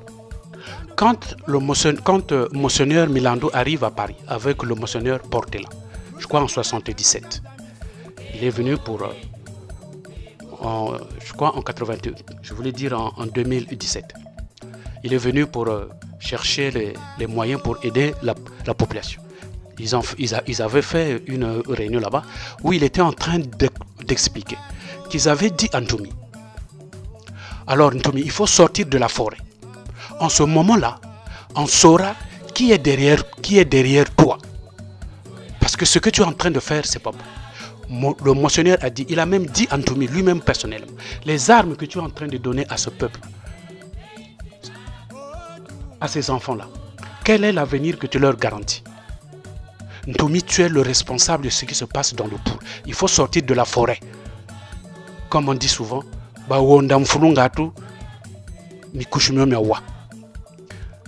vous avez vu les réactions? Comment on a même failli porter la main au Monseigneur Milando à Paris. On a traité le Monseigneur de traite. Non, c'est pas vrai, Ntoumi c'est lui le sauveur. Le problème c'est Sassou. Mais avec le temps, ils ont fini par donner raison au Monseigneur. Peuple congolais, ça ce sont les hommes de Dieu qui sont sur le terrain, qui vous ont déjà dit que Ntoumi est le responsable de cette affaire. Comment les gens ne peuvent pas comprendre? Jusqu'à quel point on va vous expliquer, vous, peuple congolais, pour vous dire que Ntoumi, c'est lui le responsable, le porte-malheur de ce qui se passe dans le peuple. Et on entend encore des gens dire que oui, nous sommes les aigles, nous supportons Ntoumi, la solution va passer par Ntoumi, mais peuple congolais, jusqu'à quel point vous abaissez? Quel est cet aveuglement pour ne pas comprendre ça? C'est vraiment malheureux. C'est vraiment malheureux. Effectivement, il vous a enroulé, il vous a endoctriné, soi-disant qu'il vous a... mais moi, je connais quelqu'un, un ninja, à qui Ntoumi a dit, écoute, viens, moi je vais te... Je ne sais pas comment il faut dire ça, je vais te baptiser ou quoi, je vais te biéquer, ou s'il faut dire ça comme ça. Le monsieur lui a dit, moi, je suis un ninja. Toi, tu ne peux pas me biéquer, voilà. nous allons utiliser le mot. Tu ne peux pas. Ce monsieur, il a refusé. Et il est là, le monsieur. Et Ntoumi a peur de lui. Il est là, le frère. Il est là. Et ce frère n'a pas de problème. Il circule pour lui partout. Il n'a pas de problème. Mais Ntoumi, que soit disant c'est le Dieu qu'il avait envoyé pour aller sauver le peuple du peuple. Mais pourquoi il est dans la forêt? Quand tu as une mission de Dieu, mais ça se passe facilement. Dans la Bible, ceux-là que Dieu a envoyés dans la forêt, quand ils sont sortis de là, ils avaient des angles, les angles qui mesuraient 1 mètre, des cheveux qui pendaient, ils étaient sales, tout crasseux, c'est dans la Bible. Quand Dieu veut te confondre et qu'il t'envoie dans la forêt, tu ne peux pas voir. Monsieur Ntoumi, il envoie dans la forêt pour faire ça et il sort de là, il est habillé en jogging, il est bien coiffé et puis il vient vous dire que moi je suis un envoyé de Dieu. Peuple, il faut faire attention, il faut faire très attention. Alors, suite à tout cela, quelles sont donc les recommandations? Parce que nous avons maintenant tout étudié, vous aviez tout compris. Le problème n'est pas seulement de dire quelles sont les recommandations maintenant, qu'est-ce qu'il faut faire? Peuple congolais, nous savons, et nous savons que dans la lutte que nous sommes en train de faire, qu'il faut demeurer vigilant. Et il faut espérer. Nous sommes dans la lutte. Le combat continue. Pour pouvoir agir ainsi, c'est que le régime est devenu convalescent. Il est juste question de débrancher les appareils respiratoires sur lesquels ils sont branchés. Et ça ne va pas tarder. Peuple congolais. Ce régime-là est maintenant aux abois. Il est en état de mode convalescent. Il tient à se faire aimer par les Français aujourd'hui. En train de flatter, de les flatter. C'est ce que je venais de dire par l'attaque de l'avion Air France. Ceci, c'est pour se rassurer que son fils sera là. Donc il vient d'hypothéquer tous les biens de notre pays qu'il va donner à la France. Voilà ce qu'il est en train de faire. Mais n'oubliez pas, la France, c'est un pays de droit. La France sait que M. Christophe Denis Sassou Nguesso, ce n'est pas un Congolais, c'est un Zaïrois. Donc il ne peut pas être président en République populaire du Congo. C'est un argument de taille pour dire quand on va bouder, quand on va contester, l'argument est solide. Parce que ce monsieur, ce n'est pas un Congolais. Donc nous avons là aussi un argument aujourd'hui qui pourront faire que même si les Français acceptent, mais ils vont être devant un pied du mur. Parce que nous sommes en train de dire que ce monsieur n'est pas un Congolais. En France, on ne peut pas accepter qu'un Allemand vienne, même si M. Sarkozy, qui est, je ne sais pas, d'origine ou bien roumaine, il est devenu président, mais au moins il avait pris la nationalité française. Alors, peuple congolais, restez éveillés. Quant aux travailleurs, nous avons dit depuis le mois de décembre, dans des vidéos que nous avons faites là, quand nous avons parlé des syndicats, allez-y suivre. Nous vous avons dit de rester à la maison. Ne sortez pas. Ne sortez pas. Nous vous l'avions dit depuis longtemps. C'est vrai qu'il y a un appel qui a été lancé par des frères vous demandant à partir du 1er. Ça c'est bien. Mais nous vous l'avions déjà dit depuis. Les vidéos sont là. Allez-y regarder. Quand nous avons parlé des syndicats, nous vous avons dit, travailleurs, ne partez plus. D'ailleurs, on ne vous paye plus. Restez dans la maison. Et nous avons dit à la jeunesse congolaise, surtout ceux de Brazzaville Sud, ne sortez pas dans la rue. Ça, nous l'avons déjà dit. N'écoutez pas ce que la fausse diaspora de Paris est en train de vous inciter. Nous vous avons dit que ceux-là, ce ne sont pas des politiciens. Nous l'avons démontré. Mais quand nous allons aborder la diaspora, nous allons vous donner tous les détails et leur mode d'opération. Parce qu'ils sont en connivence avec M. Denis Sassou Nguesso. N'oubliez pas qu'ils ont déjà des armes. Peuple congolais, nous allons gagner. Même le coronavirus qui cause la mort dans toute la planète, les chercheurs venaient de mettre, les chercheurs disent que le vaccin, on ne peut pas l'avoir avant 8 mois, voire même 1 an. pour quelque chose qui est en train de faire ravage, pour quelque chose dont les chercheurs se sont mobilisés. Ils disent que pour le moment, on n'est pas prêt. On est encore dans les recherches. Mais vous allez constater, les chercheurs africains ont déjà trouvé le remède. C'est le cas du docteur Jérôme Mouniangui, qui est du Congo démocratique. En tout cas, félicitations pour notre frère. Il faut féliciter quand les gens font des recherches. Ne soyez pas ingrats. Le frère comme ça, vous qui avez des réseaux sociaux, vous connaissez son adresse, envoyez-lui des messages. C'est une fierté pour nous. C'est un frère du Congo démocratique, notre voisin à côté. Il faut le féliciter. Parce que vous, c'est toujours la haine. Non, félicitez notre frère. Aujourd'hui, on est en train de le publiciter partout dans le monde entier. Au Madagascar, on parle de lui. Mais sauf les Congolais, ses propres frères ne parlent pas de lui. Voilà l'attitude des Congolais. Il faut féliciter notre frère. Donc, logiquement même, l'État congolais aujourd'hui devait aller chercher ce remède chez le frère parce que le frère, il dit que c'est gratuit. C'est gratuit. Mais quand on va venir lui proposer des vaccins qui vont venir de l'Europe, ils vont décaisser des millions. Voilà, peuple congolais, l'attitude. Cherchez à aller prendre le remède de notre frère. Notre frère, le docteur Jérôme Mouniangui. C'est un bon, il a parlé, il a expliqué, nous avons suivi tous. C'est ça que vous devez prendre. C'est une fierté. C'est notre frère. Nous venons aussi d'apprendre que le monseigneur Samuel Nklenda du Cameroun, un monseigneur, un homme de Dieu, il dit qu'il a mis un produit qui traite aussi. Ils ont fait des expériences et ça traite le coronavirus. Mais c'est bien, envoyez le message. C'est preuve de félicitations de ces gens. Les gens font des recherches. Nous, en Afrique, on a des arbres, on a des plantes capables de faire ça. Moi, mon père était un herboriste. Je suis capable, s'il était là, c'est sûr qu'il allait aussi trouver quelque chose. Je le sais. Tant que peuple congolais, ça c'est la fierté de notre... Vous voyez, ça c'est l'Afrique centrale qui est en train de travailler. Au Cameroun, on travaille. Au Congo démocratique, on travaille. Mais le Congo-Brazzaville, nous aussi, nous avons des chercheurs. Cherchez, c'est bien. Si vous n'aviez pas cherché, ce n'est pas grave. Rapprochez-vous des autres. Ce n'est pas question de concurrence. 1-1, il y a la colère V, comme disait le professeur.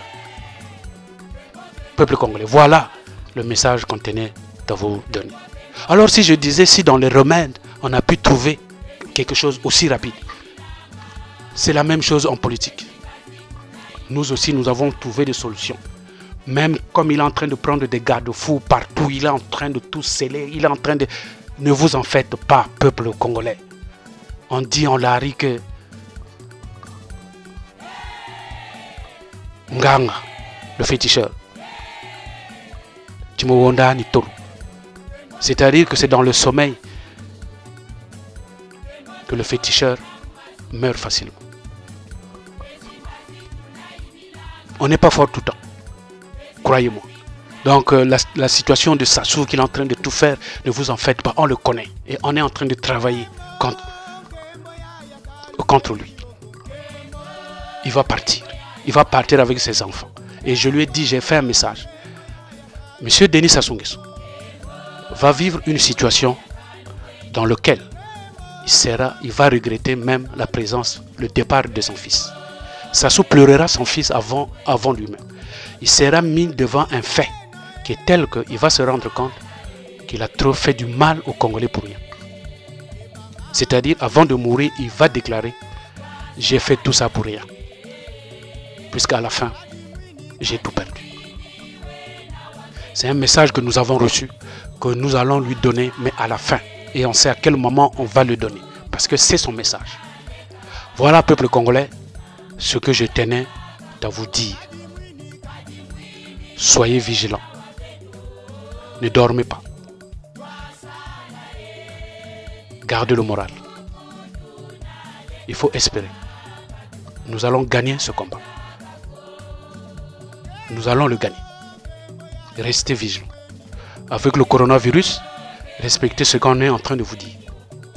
Mais il y a notre frère qui est au Congo démocratique, qui a des remèdes. Donc si on peut se procurer ce remède, c'est bien.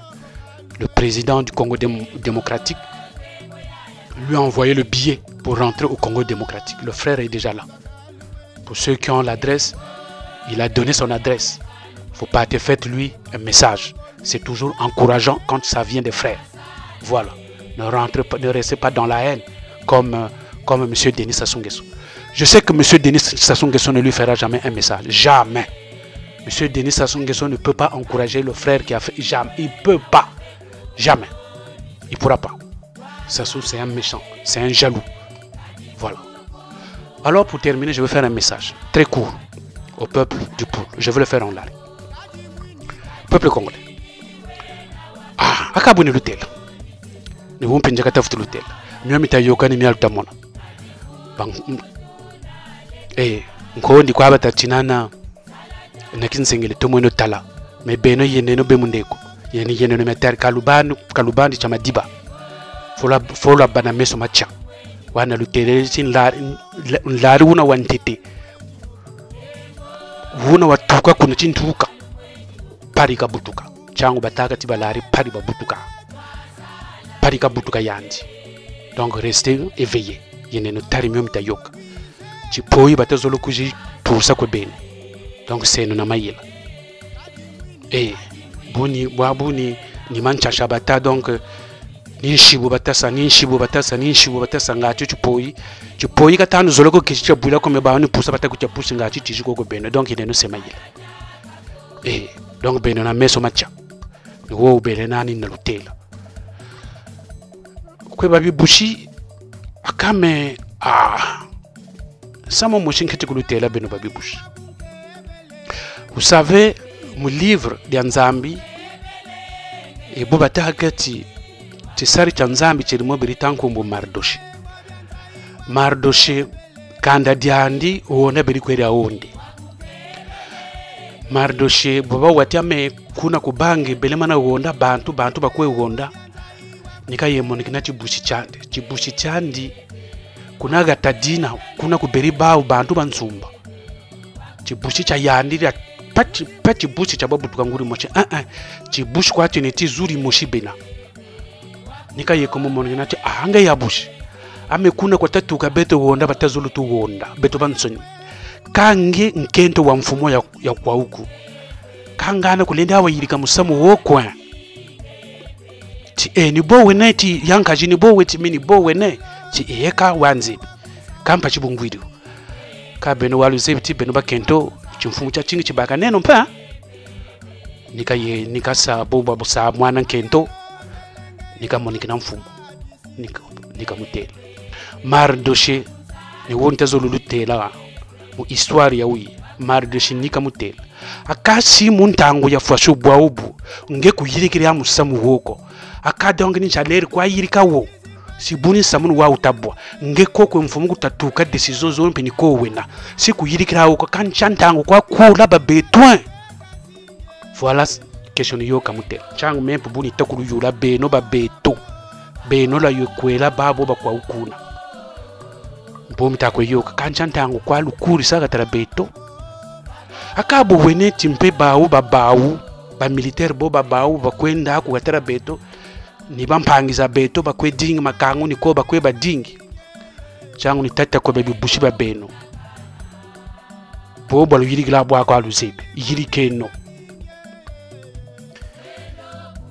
simundundu lamba ngumudika mudika parce que ba ugonda batalo gonda batalo fila chari ko beno mpe bobu ntata bo luzibi kwa kabunita zoluta yirikeno si muntangu ya uye yabatakwe lugonde beno kadolena ada kula katadieno ko akancha ntangu. Donc ni wo kwa ni lutelele yeneno beno mesu macha muna muntu kese mayila gana amengola bobo babaka yo ntuba finayo ponta kulute mais mon style moshi a propre. Oui, style moshio ya mayela. Je crois que wa kwa lutawa. Beto ko teto dingami yangu ko beto ko tu wondeketo ko me fula bana mayela. Eka. Wo kwa ni lutele. Miomi jeta me tambangi umbie kani tambangi batamuta me mi akwa ni lutele la.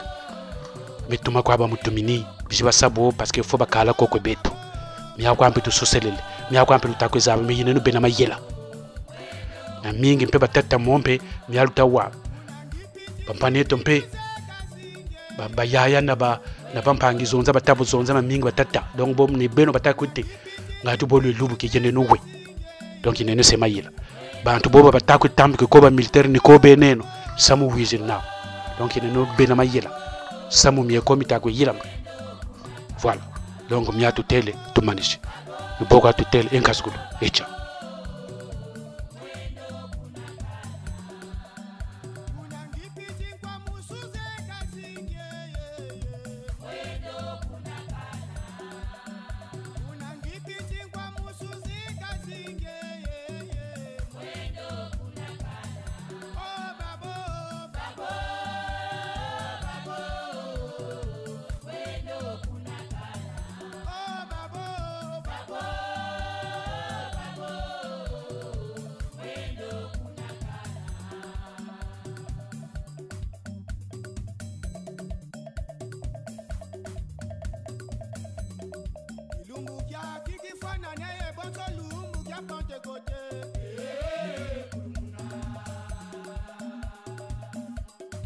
Ilumbu kia kiki fana ne ebonto lu